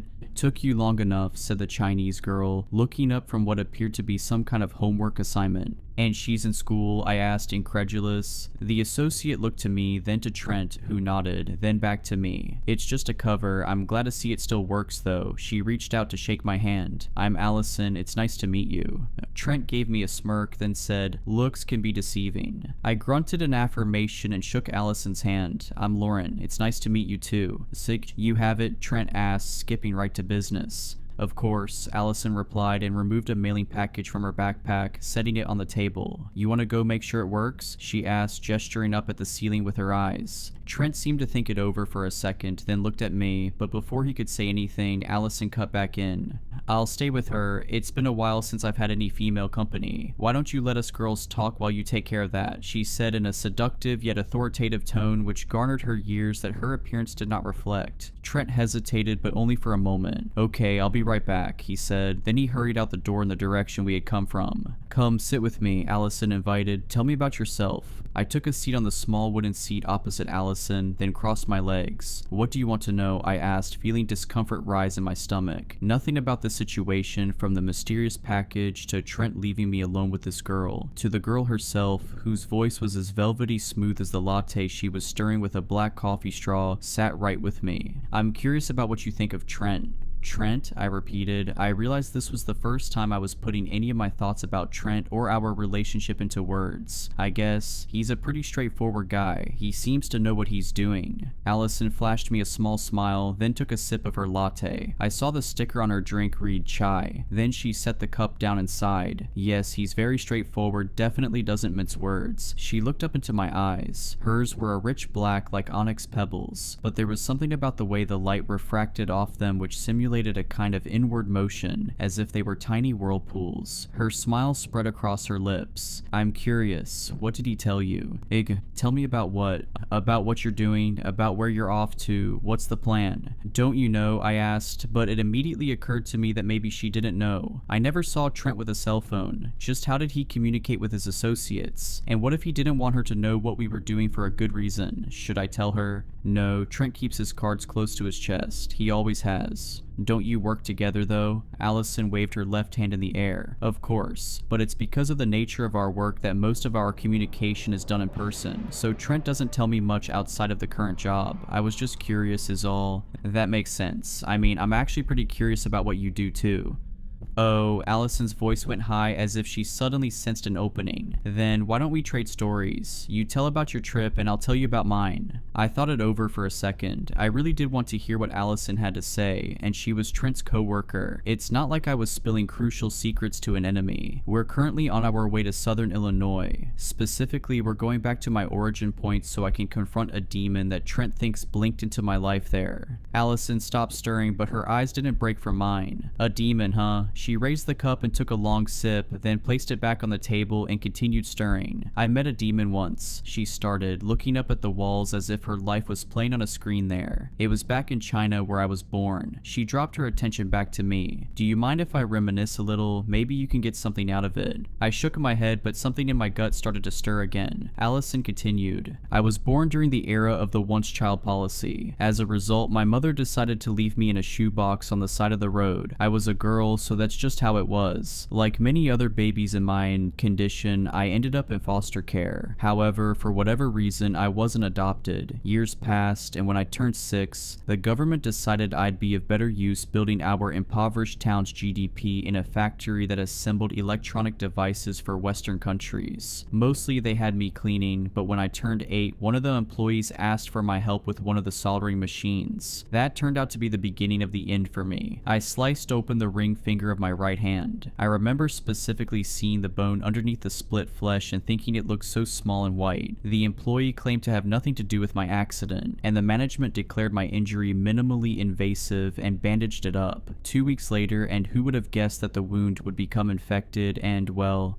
Allison dropped the straw into her cup and raised her right hand, spreading the fingers out for me to see. There were only 4. Her ring finger was missing, and a small V-shaped scar had taken its place. I'm lucky that the surgeon was experienced enough to take out the whole digit. That way it healed in a way which makes it somewhat difficult to notice. You didn't notice after all, but then again, is that really luck? She made a fist and brought it to her lips, stifling a laugh. No, now I remember, my luck was still yet to come. She continued stirring, because you see, after that incident, they moved me to a clothing factory with a boss who had a penchant for getting drunk and roughing up his workers. And well, one night I was walking back to foster care when I heard the outside door to the manager's office slam shut, and there he went, stumbling, slurring insults, curses, and here I was, perfectly in his path. We met eyes, and in them I saw absolutely nothing. A hollow shell of a man, and I can still remember what it looked like to see that shell filled with a demon. Allison's eyes went wide with some strong emotion that I couldn't place. He grabbed me by my hair and dragged me out into the field, far away from civilization. I tried to fight at first, but every time I tried to lunge away, I was only ripping a hole in my own scalp.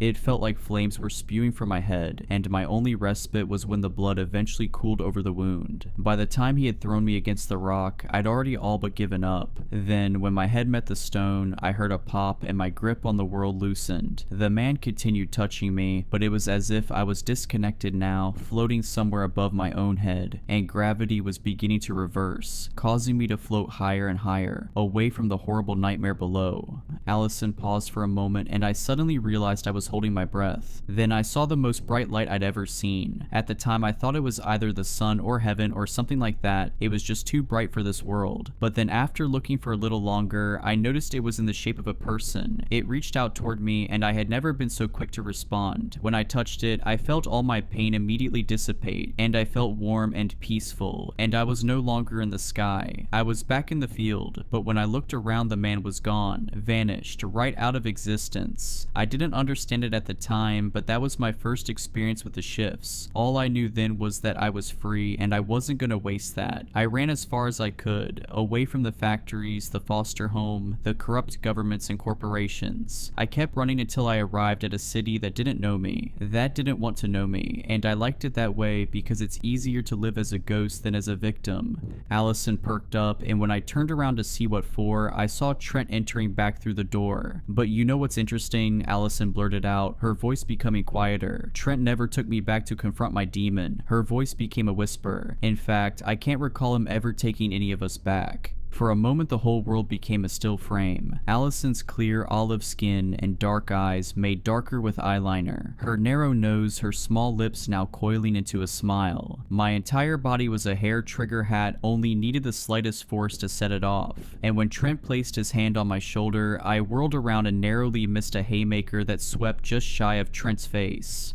"Whoa, whoa, whoa," he said, and stepped back with his palms up. "It's just me. Is everything okay?" I turned back to Allison, but she seemed different now. Her expression was benign, confused even. "Are you okay?" she asked.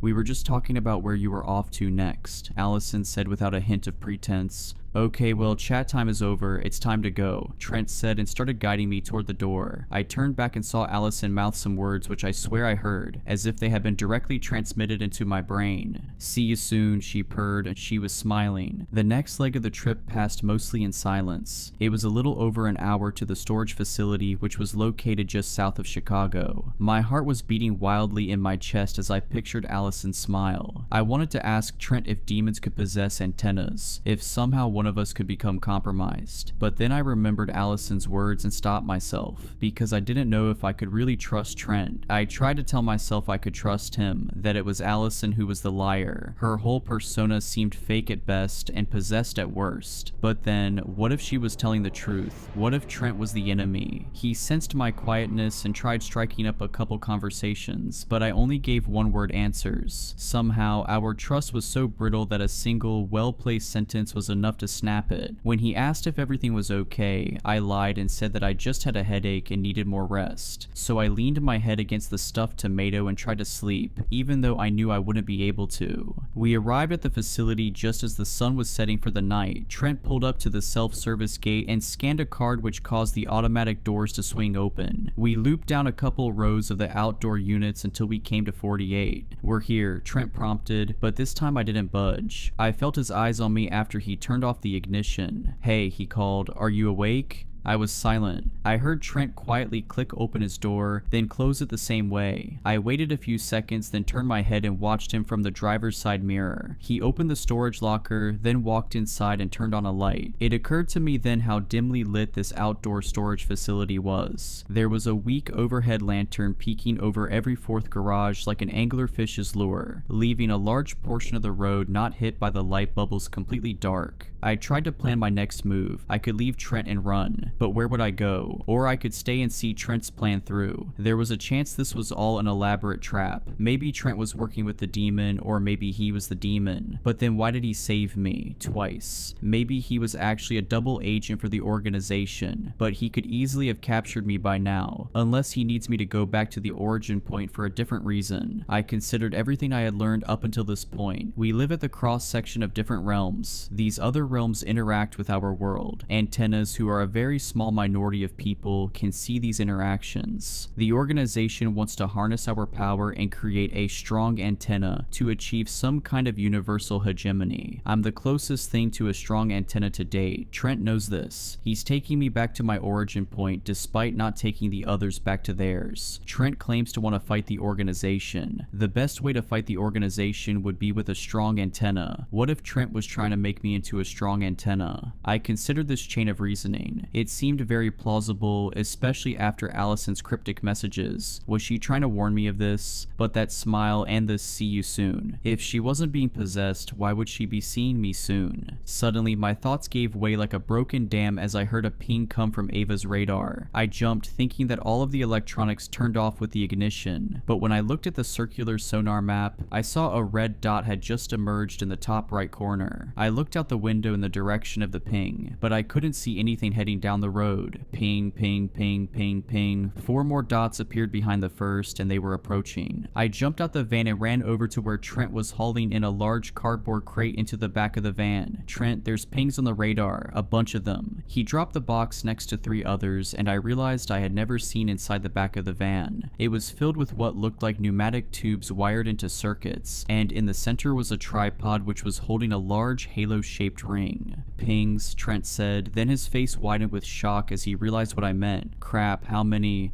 5, maybe more now, and they're getting closer. 5. He jumped out the back and ran into the storage locker. I thought he was going to close the door, but when I saw him hauling boxes back toward the van, I yelled at him. "What are you doing?" "I need to load this up for tomorrow. Here." He tossed me his keys. "Get it started." Seriously? Trent didn't respond, only kept shuffling boxes into the van. I turned and ran to the door and hopped in the driver's seat. As I was turning on the ignition, I saw the row of bushes that was just outside of the facility begin to rattle. The next sweep revealed a whole sea of pings. I rolled down the window and shouted Trent's name. "One more, that's all. Get in the passenger seat, I'll be there in a sec." I scooted over the center console and waited, clutching at the bottom of my pants legs. Just as Trent slammed the rear door of the van shut, I saw the first figure emerge onto the road ahead of us. It looked like some kind of large coyote, though it was hard to tell because it was still 50 meters out. "Now detecting 53 controlled agents," Ava said right as Trent jumped in and shut the driver's side door. "Net anomalies 53.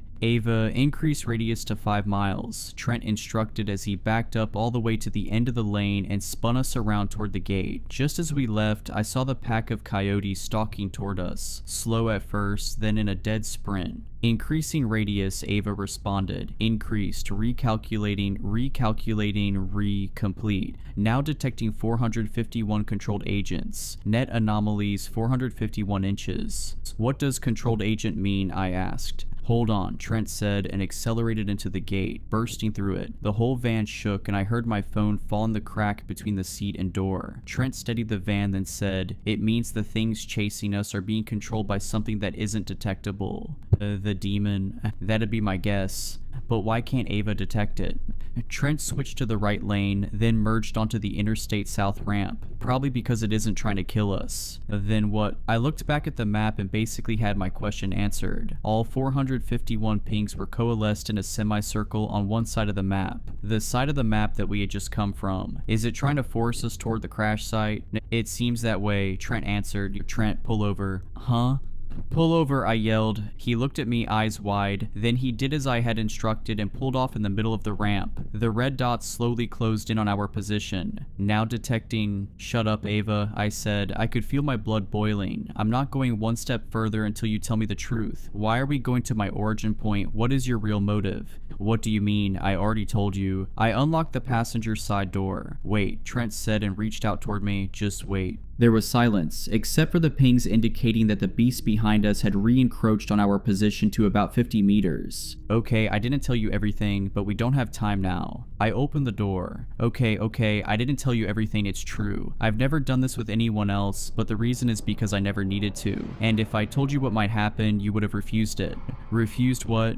This, me, my help. Lauren, I am trying to help you, but you have to understand, it's likely that neither of us are going to live past tomorrow. You're basically confronting a dark entity in a place where I can't protect you, and if you somehow do manage to kill it, you'll be coming back to the fight of your life, because I don't have the power to hide you from the organization. They're going to show up and try to take you. I really don't know how you've lasted as long as you have. Whatever protection you had growing up, it's gone now. And now I'm all you have, and in some twist of fate, you're all I have. Ava reactivated, now detecting 1,117 controlled agents. Proximity till contact, 20 meters, net anomalies, 1,117 inches. I closed my door, but what if I still don't want to go through with it? Trent pointed at the screen. Then we die right here, right now together, because I am 100% certain that if we don't go to that crash site, we're dead anyway. All of us. Another ping rolled through. I checked the side view mirror and saw the swarming pack of dogs reach the van and bound around the rear wheels. I suddenly recalled the conversation I had with Father Martin and the conclusions I had drawn. Father, I've been wrestling with something and I think God wants me to confront it. I think I've been running away and hiding from it for so long that I'd convinced myself it disappeared. Go, I said just as I felt the collision of the coyotes slamming their bodies against the side doors. Trent didn't waste any time stepping on the gas.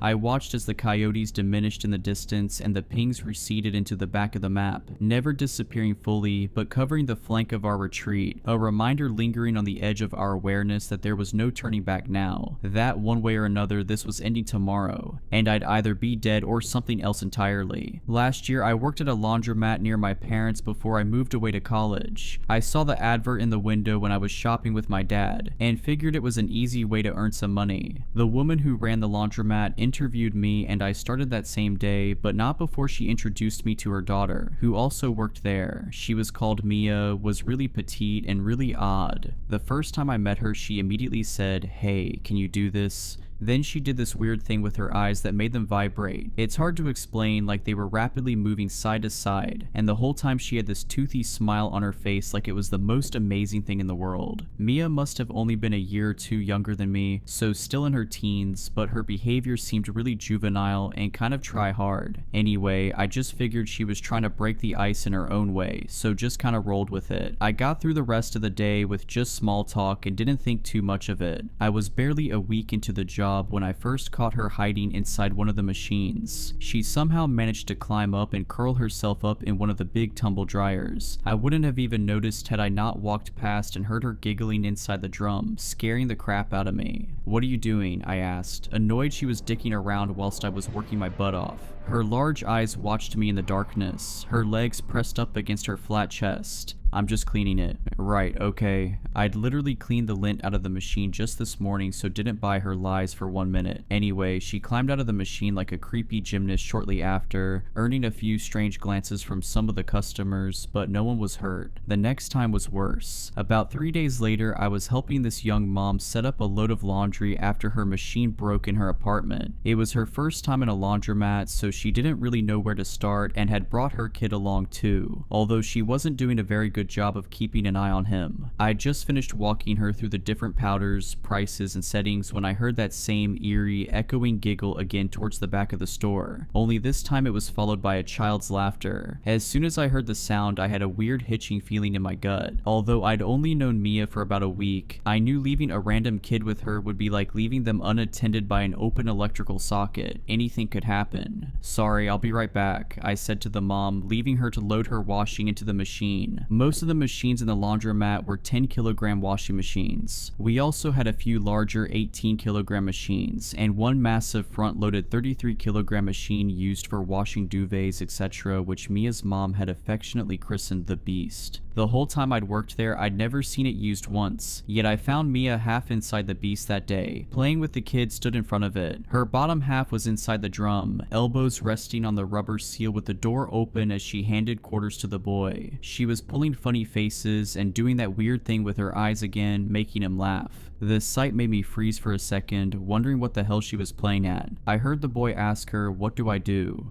Just close the door," she explained, and pressed the big red button. It was only then I realized she was trying to bribe the kid into locking her inside the machine and switching it on. "Mia," I hissed, hurrying through the maze of machines to confront her. "But what will it do?" the little boy asked her. "I'll go on an exciting ride." I finally reached the door and grabbed it, putting an end to the madness. Both Mia and the kid looked annoyed, like I'd interrupted a great game of theirs. "What did you think you were doing?" I snapped. "It was just a little fun, right, kiddo?" The boy laughed as Mia tousled his hair before he finally scampered off back to his mother, who was still piling dirty underwear into the machine at the other end of the store, oblivious. "Hey, just chill," Mia said, sensing my anger as she slid out of the machine. He wasn't really going to do it. I shook my head and walked away, knowing the kind of stuff my own little brother would do for a few dollars. Later that day, Mia's mom came out of her office to check on us, and I thought about ratting Mia out right there and then, but the way she seemed to always dote on her strange daughter like the sun shone out of herself made me pause. Why would she believe me over her own flesh and blood? After all, I hadn't even made my first paycheck yet, and I really needed the money. That thought alone ultimately made me decide to just let it slide. I didn't know how much I'd come to regret not bailing right there and then. A few days later, Mia and I were both working the evening shift. It was nearing closing time and the place was dead. I was just putting a damp sock in the lost and found basket when she appeared at my shoulder and asked, "Do you like me?" I frowned and focused on the sock. Yeah, of course. I knew I'd over-egged the lie as soon as it left my mouth, but I wanted to keep the job at least until college started. "Then why do you never look me in the eye?" I forced myself to turn away from the basket and finally face her. "What do you mean? Do you like me?" Her face had a sudden seriousness to it. Whenever I'd seen her before, she'd always had the ghost of a smile on her lips and a playful look in her eye, but now she looked almost disappointed in me somehow. My mouth felt dry as I croaked out a yes.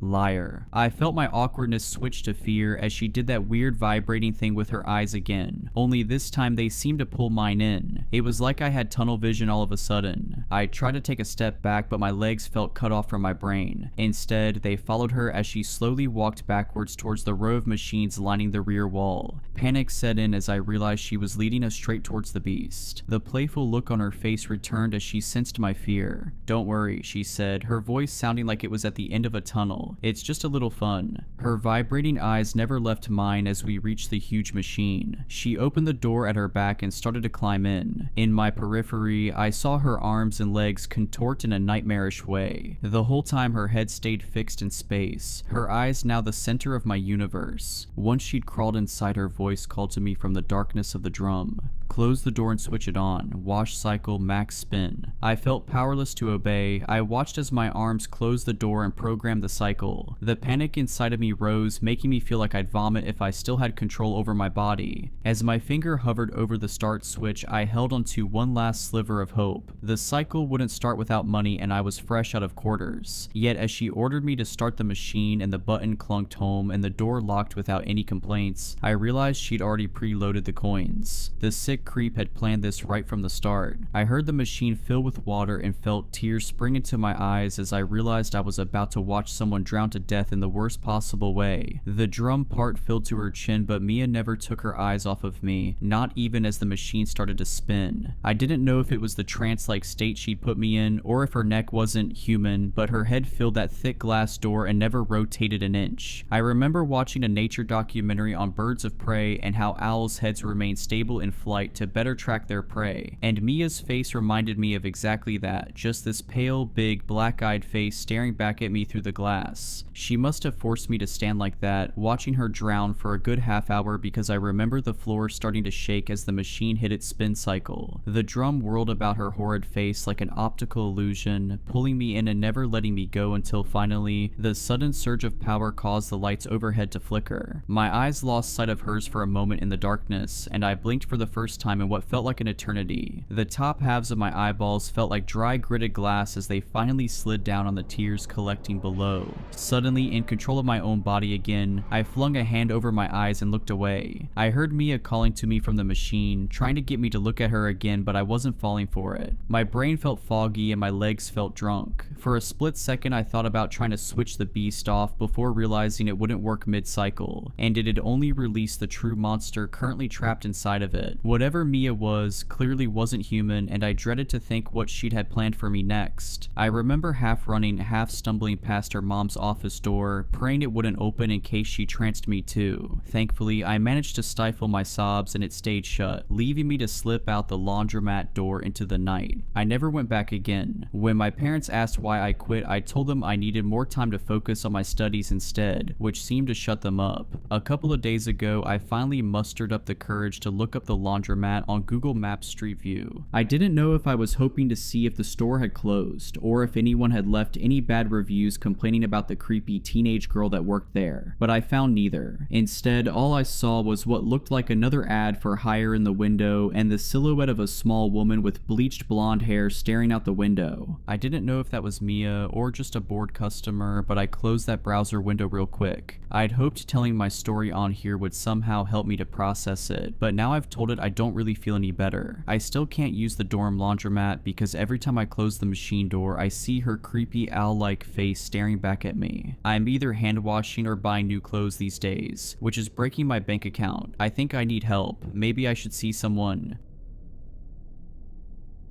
Hey man, I don't know how to tell you this, but there's people in the basement. Chris's words were in between silence and a whisper. I sat up in the bed, my eyes adjusting to the frantic figure in front of me. What? I asked him. What are you talking about? Be quiet, dude, he whispered. There's people in the basement, like 6 of them, I swear to God. He paused, taking a few deep breaths. We should get out of here. I rubbed my eyes, trying to get the fatigue to settle so I could comprehend the magnitude of what he was saying. For context, my friends and I had booked an Airbnb near the mountains for the weekend, hike and then drink, get our minds off of work and school. I had been super tired after hiking, so I'd taken a nap. I shook my head. You went down into the basement? I asked. We weren't supposed to. They told us not to.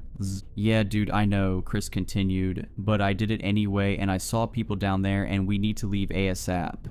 What kind of people? I asked, pretty much fully awake now. You mean the owners of this place? They came back? Chris shook his head. Number not them. Weird looking people, creepy people. I sat up thinking that maybe Chris had taken some of the LSD we'd been saving for the next day. Dude, relax, I told him. Explain exactly what you saw. He laid it out pretty concisely. Despite the fact that the people who had posted the listing had explicitly told us not to go down there, Chris had gotten drunk, gotten curious, and went down there. To his surprise, the door had been unlocked. He couldn't find the light switch, but there was just enough of it coming through the windows for him to be able to make his way down the stairs. Arriving at the bottom, he allowed his eyes a few seconds to adjust, and right in front of him, he could see a small table with about 6 people sitting around it, their outlines illustrated by the afternoon light. At first, his brain rationalized it as large dolls or puppets that had been placed there, but he continued looking at them, and eventually one of them turned their heads to face him. He didn't stick around after that and shot up the stairs, shutting the door behind him. As he told me this, I kind of didn't want to believe him, but there was also absolutely no reason why he'd be lying. He just wasn't that type of guy. Coupled with the genuine terror on his face, I began leaning towards the idea that he was telling the truth, and that were actually a bunch of people sitting silent at a table in the darkness of the basement. I got up and looked out the bedroom window, seeing Jay and Paul standing on the front porch, grilling burgers. Then I looked back at Chris. "If you're telling the truth, we need to call the people who own the place."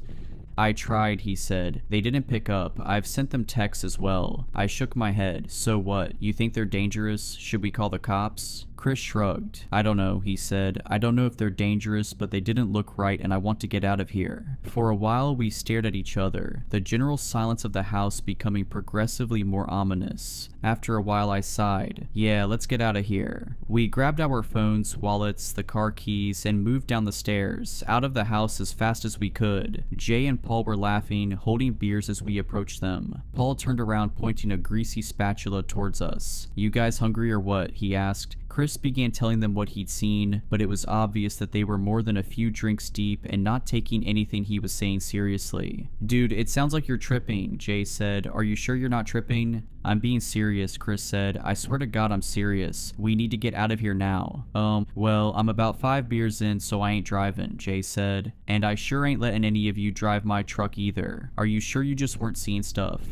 "Fine, I'm walking then," Chris said. "I'm not staying here." "Look, I'll go down there and talk to them," Paul said, half joking. "See what the hell they want." Jay laughed as sheer disbelief washed over Chris's face. "I'm not lying, man," he said. "I'm not." Yeah, I believe you," Paul said dismissively. "I'll go and see what's up." Chris continued to protest, but Paul wouldn't budge, and soon he was inside the house, making his way towards the basement. Chris shook his head, his eyes wide, nearly bulging out of his head at this point. "Screw this," he yelled, seeming to grow more agitated by the second. "I warned you." Before we could say anything else, he bolted, sprinting like a bat out of hell towards the woods. We tried chasing after him, but couldn't come close to matching his pace. We stopped, panting for air, as he watched him disappear into the trees. "What the?" Jay asked. "Is he being serious? I thought it was a joke." I shook my head. "Let's go check on Paul." We ran back to the house, entering to see the basement door wide open. The place was completely silent, but before I could call out, I could hear somebody moving up the stairs. I backed up, unsure of what to expect, how to react, when Paul came out of the darkness, looking somewhat bewildered. He looked at us, shook his head. "This is freaky, man," he said. "Was he being for real?" Jay asked. "There's people down there?"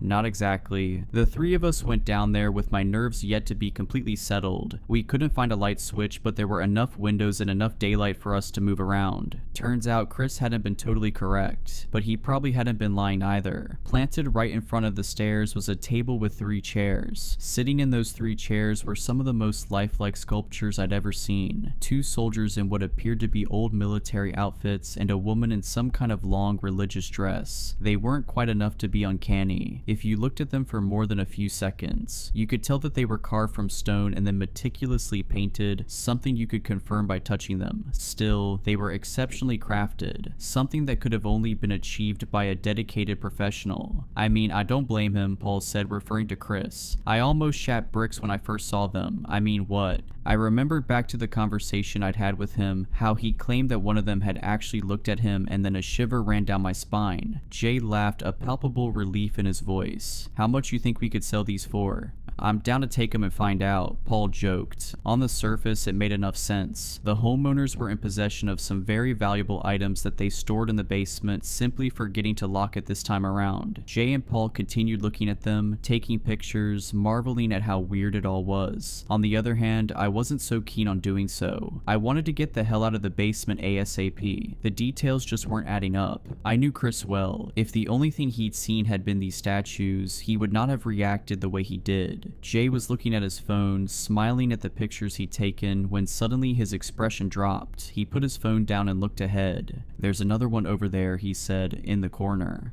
"What do you mean?" Paul asked, looking closely at one of the soldiers' rifles. "Another statue in the corner." Paul looked up and looked towards where Jay was pointing. "Oh," he said, "yeah, I see it." The two of them continued to look at it but showed no indication of wanting to explore it. Instead, they stood still, their expressions slowly being taken over by a look of deep unease. Eventually, I looked as well. It did appear to be a statue, something tucked away in one of the very dark corners. It was tall, extremely so, maybe 7 feet, its head well eclipsing the top of one of the bookshelves. Its bottom half was completely obscured, but from what the light was revealing, it was wearing some kind of helmet, like one of those steel ones soldiers were equipped with back in World War I. There came a point as my eyes were adjusting to the darkness where a pit began to form in my stomach. Its features were slowly revealing themselves and it almost looked as if it were twitching. I thought that maybe it was just the darkness playing tricks until I saw it blink. Clear as day it blinked. I guess the other two saw the same thing because we were practically trampling each other running up the stairs. We slammed the door shut behind us before quickly pushing one of the couches in front of it. Paul and I were halfway out the front door, but Jay was still inside the house. "What the hell are you doing?" Paul yelled at him. "Come on."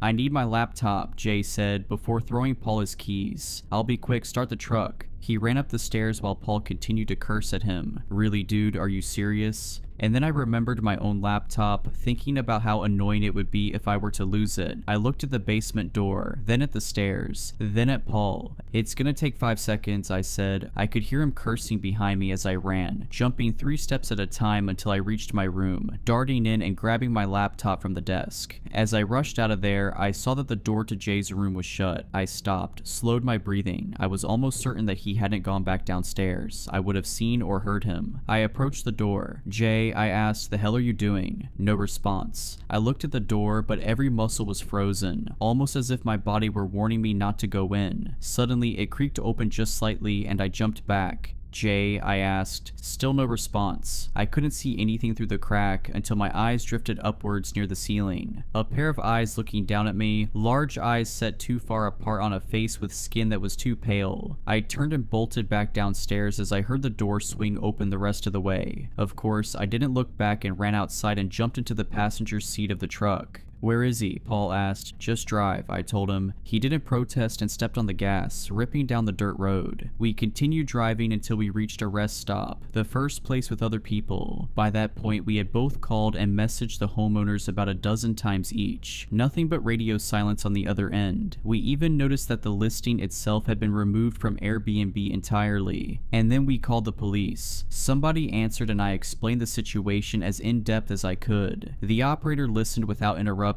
waited a few seconds, and then asked me for the address. I told it to her. Another bout of silence elapsed before she hung up. After arriving back in the city, we considered reporting it again, but neither of us felt the nerve to do so. We also haven't heard from Chris. We've gone to his apartment and knocked on his door, but nobody answers. I tried to do some research on the place, Googling the cabin's address. One result came up, a website that appeared to consist solely of an album of black and white images of soldiers standing in various places with dates and addresses written beneath them in small text. I Control-F'd and found the address I was looking for. The accompanying photo was of a tall soldier holding a blood-stained hatchet and standing in a clearing surrounded by trees, with the outline of a cabin behind him. The man's skin was pale, his eyes oddly large and set so wide apart that it just didn't look right. There were also 2 dates attached to it, August 17, 1915, and the date that we had first arrived at the cabin. It's been about a week removed from the incident, and Paul and I have both made a mutual decision to drop it, to try and go back to our ordinary lives. But it's been difficult. I keep expecting to receive a phone call from the cops, asking me questions about Chris and Jay, where I'd last seen them. Those guys have family. They probably knew where they were headed and who they'd gone with, and yet nobody's reaching out. It doesn't feel like we're out of the clear here. It doesn't feel like this is over at all. On December 21st, 2017, sheriff deputies responded to a wellness check in the general area of Tehachapi, California. The call came from the mother of a minor child who stated that the child's uncle had lured them out there to attack without provocation. The man attacked and gave chase, going so far as to pursue their car on foot as she drove away. Officers located the man and quickly noted that his behavior was vacillated wildly. Initially, he launched himself at the officers, only to pull back, fall to his knees, and beg for help. He introduced himself as Catalin and asked for help again, only to cut off and begin screaming the following phrase: "Screw you, Robert, screw you, Robert, screw you." Catalin was booked into the central receiving facility. Catalin's appearance was of great concern. Most disturbingly, both his chest and abdomen kept bulging and receding, rolling like waves. Whenever one of these waves crested, Catalin choked and his eyes turned a strange but unmistakable yellow hue. Shortly after booking, Catalin asked for a chaplain. This request was denied. Shortly after denial, Catalin flew into what was assumed to be a substance-induced frenzy, wherein he tore the metal grating off his cell and proceeded to vomit copious amounts of dark, foul-smelling fluid. The volume of vomit was so significant it covered all of the cell floor and much of the hallway beyond. Officers noted that Catalin's eyes were glowing yellow. A chaplain was called. Catalin said he didn't know how to pray but needed someone to pray for him. The chaplain asked why, to which Catalin responded that he was possessed. The chaplain asked somewhat doubtfully if Catalin was hoping for an exorcism. This question incited a hysterical outburst from Catalin, who repeatedly screamed, "No exorcism, no exorcism. It has to stay inside." Due to prior experience with another agency inmate, a representative from the sheriff's office facilitated contact between Catalin and an agency representative. After a brief interview, the agency brought Catalin into custody where he remains. At this time, Catalin is the only confirmed case of demonic possession incarcerated at AHHNASCU.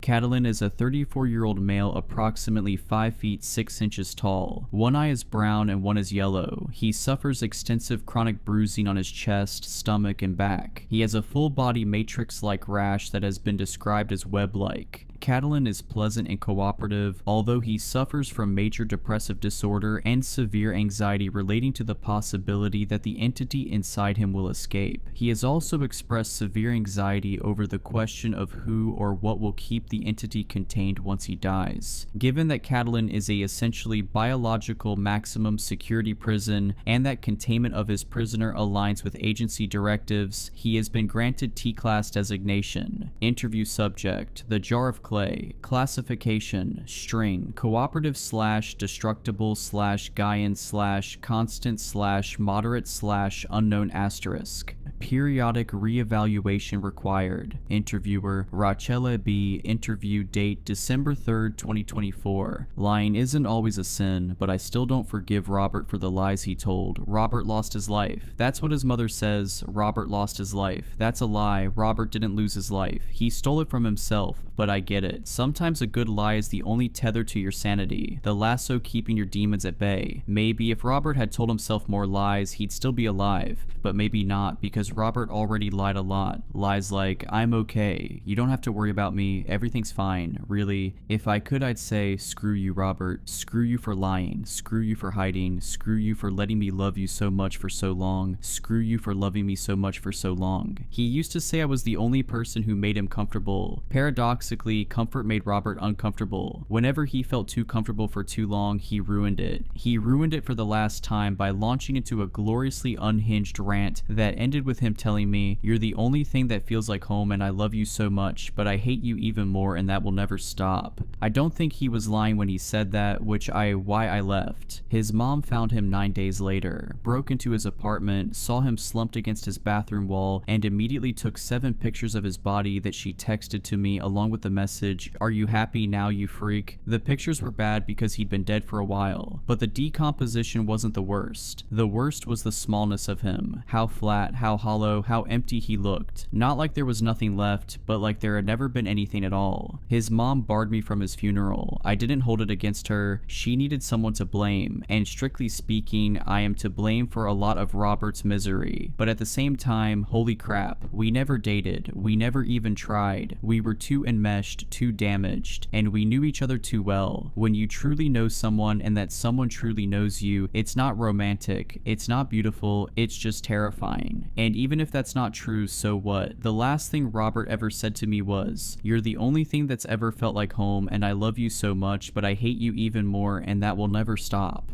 And the last thing I ever said to him was, "Screw you, Robert." 6 days later, he was dead. 3 days after that, his mother found his body and sent me pictures. I stared at those photos for a long time. Then I watched The Land Before Time. That was Robert's favorite kid movie. That's why he named our cat Littlefoot. I thought watching it in memory of him would make me feel close to him, but it just made me sob until I thought I was going to throw up my own guts. A few days after that, his mom sent me the last text I ever got from her. "There's a bunch of your stuff at his apartment, so come get it before I burn it." I could think of nothing worse than entering Robert's death-suffused apartment, but curiosity is the leading cause of death for cats, and I am no exception. See, Robert and I never lived together. We were never even romantic. Enmeshed, yes. Devoted, of course. Codependent, you bet. But in love? Number, not really. God, I hope not. Anyway, Robert was almost dangerously protective of his private spaces, and his cheap apartment was no exception. I'd only ever been inside it twice, so I wanted to know how anything that was mine could have possibly ended up there. That's the only reason I went, curiosity. The scent of death was waiting for me when I opened the door, but it wasn't as strong as I'd feared. I drifted through his apartment like a ghost, traversing the liminal space it now occupied between Robert's home and an empty place. I wondered if his ghost was walking with me. The thought was infuriating. I crept through the living room, kitchen, hallway, even the bathroom with its body-shaped stain. I took more time than I should have. I didn't see anything that was mine. Until his bedroom, utilitarian and bare, colorless and impersonal. It made me ache. The only pop of color was a lilac moto jacket draped over a cardboard box. I recognized the jacket because I'd given it to him years ago, on the day I told him I was transitioning. That was also the day he screwed up beyond repair with Cassie and their daughter. I picked the jacket up. For half a second I was convinced he was inside it, growing back into existence in my arms, mostly because I could smell him, warm, with a faint undertone of bitter growth, like a dying garden in the dog days of summer. As his scent enveloped me, the room around me faded into a whirlwind of images, enfolding me into yet another liminal space, this time the one between memory and reality. That brings me to the real reason I didn't want to go to Robert's apartment. There's this thing I do. If I touch an object, and if that object is or was important to someone, then the memories attached to that object start projecting themselves in my head like a simulation. It sounds crazy. It is crazy. When I picked up Robert's jacket, I fell into one of the memories attached to it. Gray skies, bitter air swirling with snowflakes. I was sitting on the sidewalk with Robert. He was heartbroken and humiliated. He'd so badly wanted a family and had managed to make one, but he'd screwed it up just like he screwed up everything else. Cassie had the patience of a saint combined with the naivety singular to very young women intent on healing their damaged boyfriends, but Robert was too much even for her. She'd been right to leave him and he knew it, so there was nothing to say. Seeing him curled over himself and sobbing so hard his entire body shook was one of the worst moments of my life, and that's saying a lot. I shrugged out of my jacket and threw it over his shoulders, then drew him in for a hug as some stranger gawked at us. It was awkward. All my hugs are awkward. But Robert leaned in anyway and kept crying, tears hitting the jacket alongside snowflakes. Then the memory changed. Snowflakes faded to darkness, cold deep into warmth. Robert was sleeping, curled underneath that stupid coat. 1,000 images of 1,000 nights superimposed over each other, each almost but not quite identical. He slept with it, used it like a teddy bear. The scene evaporated when I threw the coat back onto his bed. Tears streamed down my face as a fresh wave of rage crashed inside my chest. I looked at the box again. It had my name written on it, Catalin. On top was a note, "Please don't remember the bad things." "Oh, screw you," I whispered. I recognized everything inside. The ragged stuffed Pikachu with a sunken face, the dusty blue ribbon from a spelling bee 20 years past, a hand-knitted orange scarf, a green collar with a silver tag that said Littlefoot on one side inside, and if found, contact Katerina or Robert with my childhood phone number listed underneath. The thought of him holding on to all these things for so long was too much. Beyond too much. Crushing. It was crippling. If I were strong, I'd have left that box and everything in it on the bed for his mother to burn. But I'm not strong, so I shrugged into the jacket. Snowflakes swirled again as his scent, so like a dead garden, crept over me and took the box to my car. Then I drove out to the carnival. Neither Robert or I ever left the town where we were born. It sucks, but living and dying in the same place does have perks like knowing all the awesome secret hangout spots. One of our spots was an abandoned carnival out in the canyon. 70 years ago, a carnival stopped in town the night before the most devastating earthquake in the county's history. All the performers died. A few of the animals survived, but they had neither ability nor inclination to pack away the game booths and rides. The big top is long gone, the prizes pilfered or rotted into the sand, but the structures remain, and the great rusted loop of the sketchiest looking roller coaster ever made still rises over the desert. Robert and I weren't in love, at least I don't think so. I hope not. We were enmeshed though, beyond enmeshed. The carnival isn't where it started, but it's relevant because it is the place where I first saw Robert's demon. Yes, his demon. A demon followed him around, a literal demon. I already told you I see memories when I touch things. I also see memories when I touch people. I always saw Robert's too, but after my mom died, I started seeing something else when I touched Robert, his demon. We were 10 and we'd snuck off to the carnival after school. I hugged him, I don't remember why anymore. When I pulled away, I saw the demon between us. It looked almost like his dad, just wrong. Like something pretending to be him, just way scarier. Before I knew it, the demon, the crooked, uncanny valley imitation of his father, slithered forward, pushing us apart. Then it wrenched Robert's mouth open. Before I could even react, Robert screamed and shoved me away. I know how it sounds. Even after we talked about it, after Robert calmed down, after told me how he'd seen that thing crawling after him every day for as long as he could remember, I didn't think much of it. I actually kind of thought we were both losing it, and I wasn't even worried it. That kind of hallucination made perfect sense to me, given that Robert's father killed my mother. See, when my dad walked out, Robert's father stepped up. He started dating my mom. I know having a parent move on is usually hard for kids, but I didn't care because I got to see Robert every day, until his dad killed my mom and then himself. Afterward, I visited Robert at his foster home whenever I could. All he did was sleep when I came over. He was afraid to sleep alone. Well, no, technically he was afraid to lay down. He was afraid he'd die if he laid down too long. This is because he watched his dad die flat on his back, drowning in his own blood from his self-inflicted gunshot wound. So whenever I came over, we sat back to back, leaning against each other. Then we looped our arms together. For weeks, that was the only way he could sleep, leaning against me because he knew I wouldn't let him fall. Anyway, that doesn't matter. What matters is this. The day I saw Robert's demon for the first time, Robert said, "It's my dad, and he keeps telling me to kill you, but I never would, Kat, never." I knew Robert would never hurt me. He was so relieved when I told him that. The day I picked up the box from Robert's apartment, I sat under the roller coaster remembering all of this. I fell asleep, half hoping the rusted, sand-scoured metal would collapse and crush me. It didn't. I went on with my life, only not really. In the weeks following Robert's death, I had to hold stuffed animals to help me sleep. I collect used stuffed animals because there are almost always happy memories attached to them, and because they're not my memories, they comfort me without any baggage. But grief is weird, and one night I needed the baggage. I grabbed that sunken little Pikachu from Robert's box. The memory washed over me. A frozen winter's night so cold it takes your breath away. We were at a buffet with both sets of parents. Robert and I were misbehaving. Robert had beaten up the buffet mascot, which made me laugh so hard I gagged. Once seated, we got into a food fight. When my mom yelled at us, I yelled back, which made Robert laugh so hard that Dr. Pepper came out his nose and sprayed everything on the table. My father promised to let us play the claw machine if we'd shut up and behave. We loved claw machines, so of course we agreed. He gave us each $10 to play. Robert didn't win, but I got a small stuffed Pikachu. I gave it to him because he loved Pokemon. Reliving that memory was like holding Robert on one of his good days. The good days were the only days Robert and I ever held each other, and we didn't have many good days. I told you I see memories when I touch things and people. That's why I didn't shake your hand when you came in, and why I hate being touched. You think you're going in for a regular handshake when a wave of unspeakable trauma washes washes over you, and you have to smile like you didn't just mainline hell. I know that's why Robert barely let me touch him, and to be fair, I didn't ever let him touch me because Robert is the only person who saw into me the way I saw into him. I didn't like being seen any more than he did. That's why we fought at the end, because he saw into me at the exact wrong time. It was my birthday. Robert surprised me my mom's brownie recipe, and you know, it was my birthday. I was thinking about her anyway, and the brownies just drove it all home. I started wishing for what might have been, for the life I'd have if she was still in it.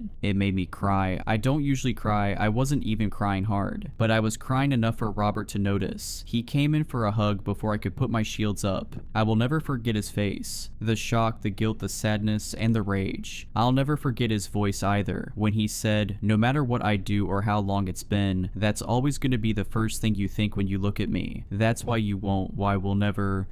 That's not why, Robert. I don't really know how we got from "that's not why" to "you're the only thing that ever felt like home and I love you, but I hate you even more." But we did. That's another reason I know lying isn't always a sin, because if Robert hadn't seen the truth in me that day, I think he would still be alive. The night after I held the Pikachu, I watched The Land Before Time again. It made me remember Littlefoot, our cat. That made me go back to Robert's box and pull out Littlefoot's collar. It's my favorite memory of all time, which is why I can barely stand to remember it. We were 6 years old, playing in the yard on a golden, impossibly hot day. We heard a pitiful, tiny meow and followed it to the alley behind my house. It was suffocatingly hot even in the shade where we saw the meower, a little gray cat. Robert named him immediately, and we went to bug my mom for a collar. She took us to buy a collar and even a name tag. It was a little green heart. Robert tenderly clasped it around Kitten's neck as it clambered into his lap, purring. I looked up. There, in the memory I knew so well, was something I had never seen before. Robert's demon, grinning at us across the yard. But instead of looking like a wrong version of Robert's dad, it looked like a wrong version of Robert. I dropped the collar back into the box, gasping like I'd just been plunged into ice water. I don't know what I thought. I'd only ever seen the demon when I touched Robert. Not in other memories, not in real life. Just when I touched Robert. So I decided that it was my mind playing tricks, turning Robert into a monster for leaving me. I didn't think about it again for a week. When I picked up the ragged little Pikachu for another devastation binge, I luxuriated in the claw machine memory again until I saw the way my dad looked at Robert. Distaste, pure distaste. Robert had adored my dad, but dad hated Robert and didn't even try to hide it. If lying isn't always a sin, then telling the truth sometimes is. My dad's open disdain for a child made him one hell of a sinner. As if to emphasize that, I saw the demon standing over his shoulder leering at me. Half its face looked like the wrong Robert monster, but half its face just looked like Robert, and that half was screaming. I dropped the Pikachu and put on the jacket. The snowy day memory descended, including the gawping figure on my periphery. But when I focused on that figure, it was Demon Robert. Feeling very frightened, I picked up the blue ribbon. 4th grade, exactly 3 weeks after his dad killed my mom. Robert's first day back at school. I'd been back for a week already, subsuming my grief in the school spelling bee, which I just won. I smiled as I marched off stage because it was the only way to keep from screaming. But the smile was breaking apart, tears were welling up even as that awful grin spread so wide it felt like it was splitting my head in half. I found Robert in the crowd, locking on him like a drowning person on a life raft. He looked hollow and ancient, but when he saw me, he smiled back. When I sat by him, he started to cry. He was still smiling though, just like me. "What's wrong?" I asked. "I thought you wouldn't want to be my friend anymore." "Why?" "My dad said so. After he died, he told me it's all my fault." I hugged him with particular fierceness, then pinned my ribbon onto his shirt. "You're my best friend, Robert. That will never stop." "No lie." "No lie." As the words left my mouth, I saw the demon over his shoulder, half monster, half screaming Robert. I dropped the ribbon and picked up the scarf. I'd knitted it for him when we were 11. He wore it until junior high. I found myself transported to his foster home 20 years ago. We were on his narrow bed, sitting back to back with our arms looped and the scarf draped across both our shoulders. "Cat." His voice reverberated through his back and into mine. "I'm so scared. I see my dad every night. He keeps telling me to kill you." I looked over and saw Demon Robert in the closet. One half of his face was grinning, the other was screaming. Gasping, I tossed the scarf away and picked up the last thing in the box. A picture of his daughter Sadie. I recognized that picture. It had held pride of place on every bathroom mirror Robert had since the breakup. Why was it in my box? Surely he meant for Cassie to have it, or even his mom. Why me? I looked at that photo for what felt like a long time. Then I picked it up. The memory I saw was of Robert's suicide. He'd been holding it when he killed himself, when he lost his life. As I stood over his bleeding body, screaming, something crawled out of him. A thing that looked like him, but like a broken version of him. A version of him with half a face that was his, and half a face that was a demon. Before I could move, that thing took my hands. The touch calmed me down because I knew that touch. Whatever else this thing was, it was at least partly Robert. That was enough to make me hug it. "Help Sadie," he whispered. His voice was wrong but familiar, just like the rest of him. "I can't keep it away from her, but you can. You're a jar of clay. You hold everything in and never let anything out." Unbidden, an image rose to mind of Sadie. Sadie with a face that was half hers and half grinning monster. It made me want to scream. How do I help her? By remembering the treasure, he said, and putting the bad things in and not letting them out. Then he was gone, and so was the memory. I was back in my room, clutching his daughter's baby picture and sobbing. He used to call me that, a jar of clay, some religious reference. His dad was pretty religious before, well, you know, I asked him to explain it once. He said a jar of clay is an everlasting receptacle, both for treasure and for things that need to be locked away. "That's you," he said. "It's a good thing, I promise." "No lie?" I asked. "No lie." I still didn't really get it, but that didn't stop him from calling me a jar of clay. Anyway, it'd take too long to tell you everything that happened after I saw Robert's suicide memory. It would hurt too much besides, and this has already been so long and painful. I'm sorry. If I tell you more than the bare minimum, I won't be able to talk. This is all I can say. You know how I said Robert and I knew each other better than we knew ourselves? That's how I knew what he, or at least his ghost, or whatever it was, wanted me to do. He wanted me to share all the good memories with his daughter while making sure his demon didn't come for her. I tracked down everything of his that I could find. It was hard. His mother had already taken so much, and there was no chance that she'd let me into her house. Instead, I started where I could. My dad's house, where Robert and I spent so much time and left so much stuff over the course of our childhood. It was hard being there. It was hard when my dad wouldn't meet my eyes, and even harder when I accidentally caught him looking. I ignored him and got it to work. I wasn't sure what I was looking for, but I knew it when I found it.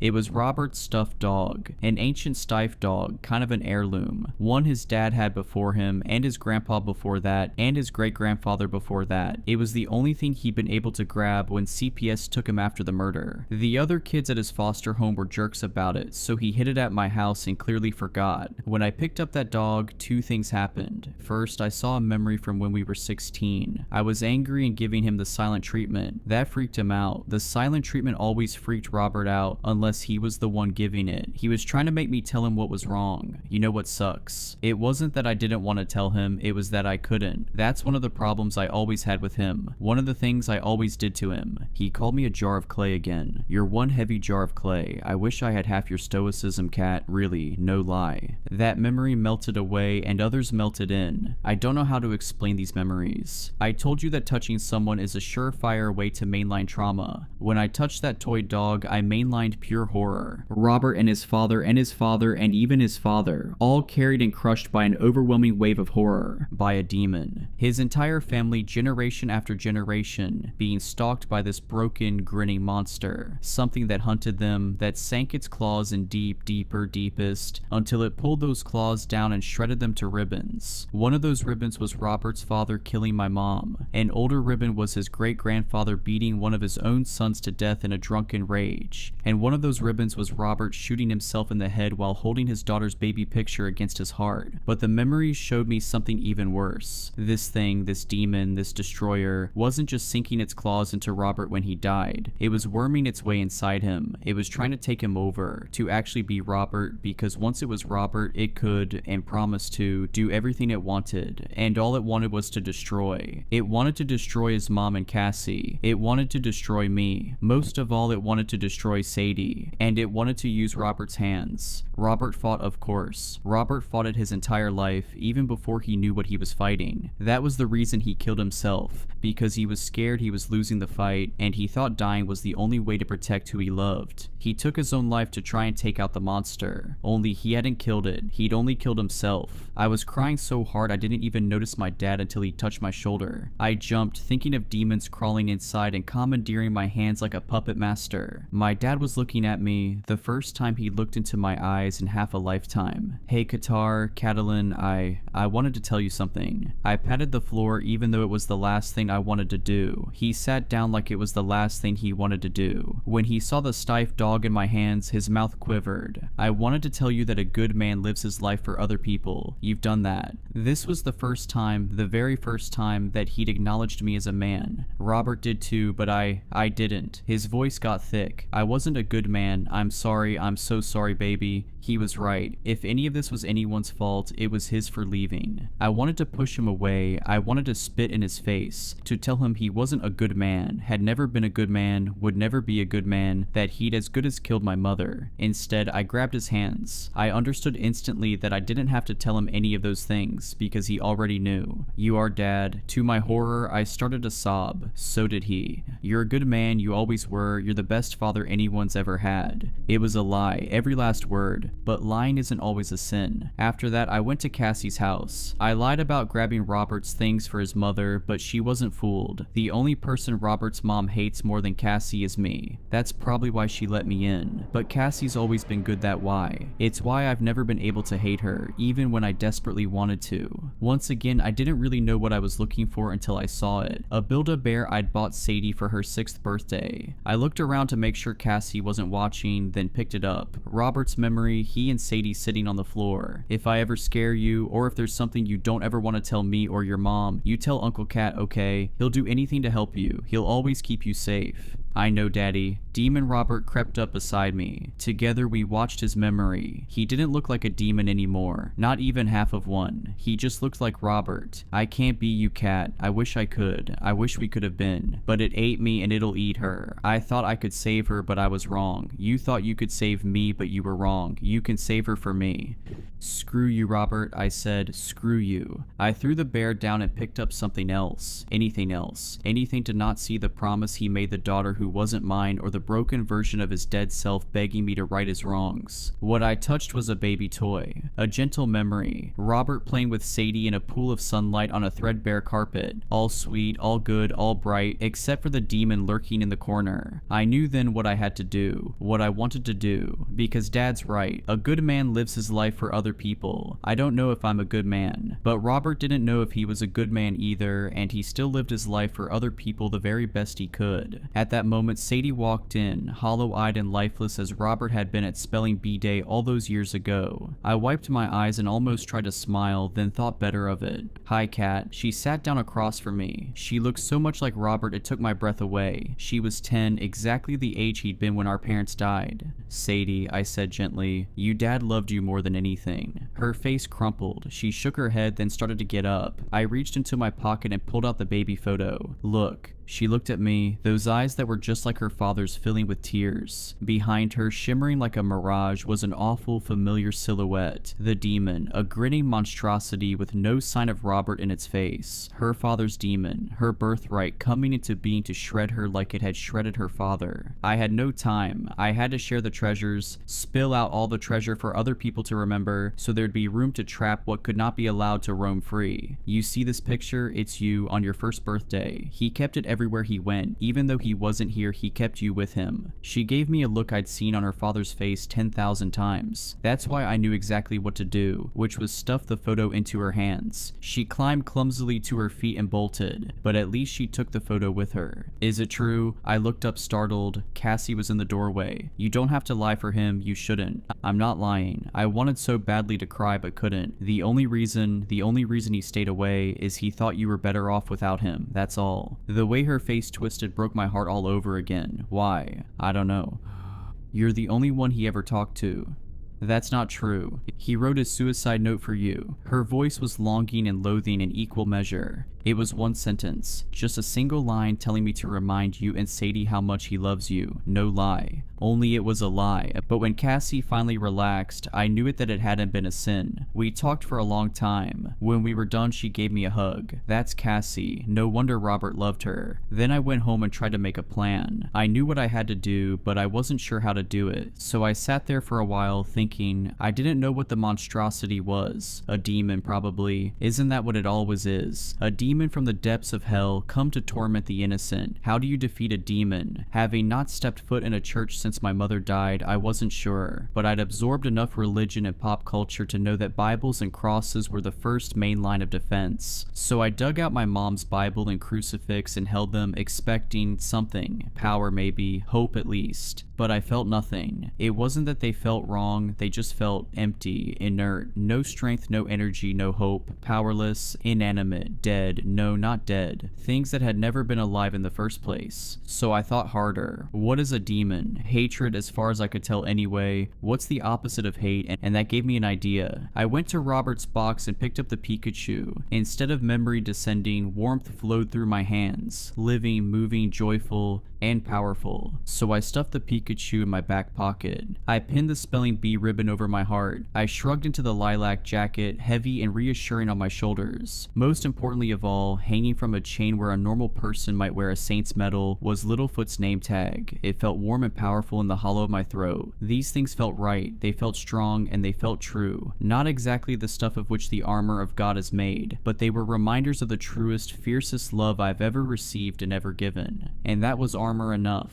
I drove out to the place it all began, our carnival right under the rusting roller coaster. It was waiting for me. I wasn't afraid. I marched across the sand. Scraps of warm, loving memory drifted around me as the demon shimmered into being, a stark, eternal darkness against the star-swept sky, and I felt it. It was evil, but it was power. True, incomprehensible power. Overwhelming, ravenous strength crashing over me and under me and around me like a cataclysmic earthquake, tearing my force field of memory, my shield of love, to shreds and the shreds into nothing. I wasn't mainlining trauma, I was mainlining hate. I knew then why Robert had been doomed to fail. This was a curse, this was a monster, this was darkness, this was the monster under the bed, this was selfishness, this was destruction, this was something other, this was the Borg, this was Morgoth, this was hatred incarnate, this was the total absence of love, this was an obscenity older than time, an abomination that wanted to sink its teeth into the throat that sings the song of creation and tear it out. Love was nothing against it. I was nothing against it. It was going to win, and its prize was worse than death, to take me over and use my hands to destroy. And it was all Robert's fault, as his demon's true form bore down on me, swelling and billowing across the sky, blotting the stars and laying bare the folly of my plan. Terror overwhelmed me, and despair, and hatred. But I didn't want to die that way. Not in the dark, hating the person I loved more than anything in the world. Without thinking, I cupped Littlefoot's name tag in both my hands. Warmth swallowed me, and light, and it was summer afternoon, and Robert was tenderly clasping the collar across our kitten's neck. "You're not a stray anymore," he says. "You belong to us now, Littlefoot, and we love you." The abomination slammed into me with the force of a tsunami right as Robert looped his arms through and pressed his back to mine. And then we really were 10 years old again. A lifetime rewound. A lifetime to relive and do everything right so he and I and everyone would finally be okay. My mom would live and we would save his dad. We had time. All I had to do was wait until the darkness passed through me and moved on. Only it wasn't passing through me. It was hitting something hard, something solid and piling up, clinging to me, filling me, suffocating me, drowning me, and it was because of Robert. Because Robert was holding on and blocking it, keeping it inside me, keeping it from going away. Then it was done. Robert let go. When my knees gave way, he caught me and helped me to the ground. Only it wasn't Robert. It couldn't be Robert. Robert was dead. Only when I turned to look, his eyes were staring into mine. Number not his eyes. Sadie's. What? I couldn't breathe. What was wrong with my chest? "Honey, what are you doing here?" Sadie's voice was shaking. It's my dad. He told me you were here and memories crashed over me. Robert's voice, broken and ragged and terrified. "My dad told me to kill you. My dad told me to help you." For a wonderful second, I was light and whole and happy and above all triumphant. Robert had broken the curse in more than one way. If he just held on a little longer, I could have told him. I could tell him that we all needed him, that none of us were better off without him, that we all loved him more than he could ever. Darkness drowned me then, and hate. Hate that I could never have imagined. Hate that devours, hate that corrodes, hate that eats its way out to destroy. I don't know what Sadie saw in my face. I don't want to know. I just know that it made her run away. That it made Cassie send a text that said, if you ever come near my daughter again, I might actually kill you. I haven't seen either of them since. I don't think I ever will. Robert's demon hasn't escaped. The hatred is still here, right here. I'd say I'm mainlining hatred incarnate, only you can't mainline yourself. This is what I get to be now until I die. A jar of clay. A prison for a demon that isn't even mine. It's all Robert's fault and I hate him for it. I hate him. More than he could have feared. More than he could ever imagine. That's what I'd say to him right now. Screw you, Robert. You were the only thing that felt like home and you burned yourself down anyway. I hate you. I will always hate you. I hate you more than you could ever know. I hate you so much, but I love you even more, and that will never stop. No lie. If you enjoyed these stories, please consider subscribing and liking this video. Let me know your thoughts of these stories in the comments below. I frequently talk to my viewers there. But anyways, I hope you were creeped out. Just kidding. Stay safe.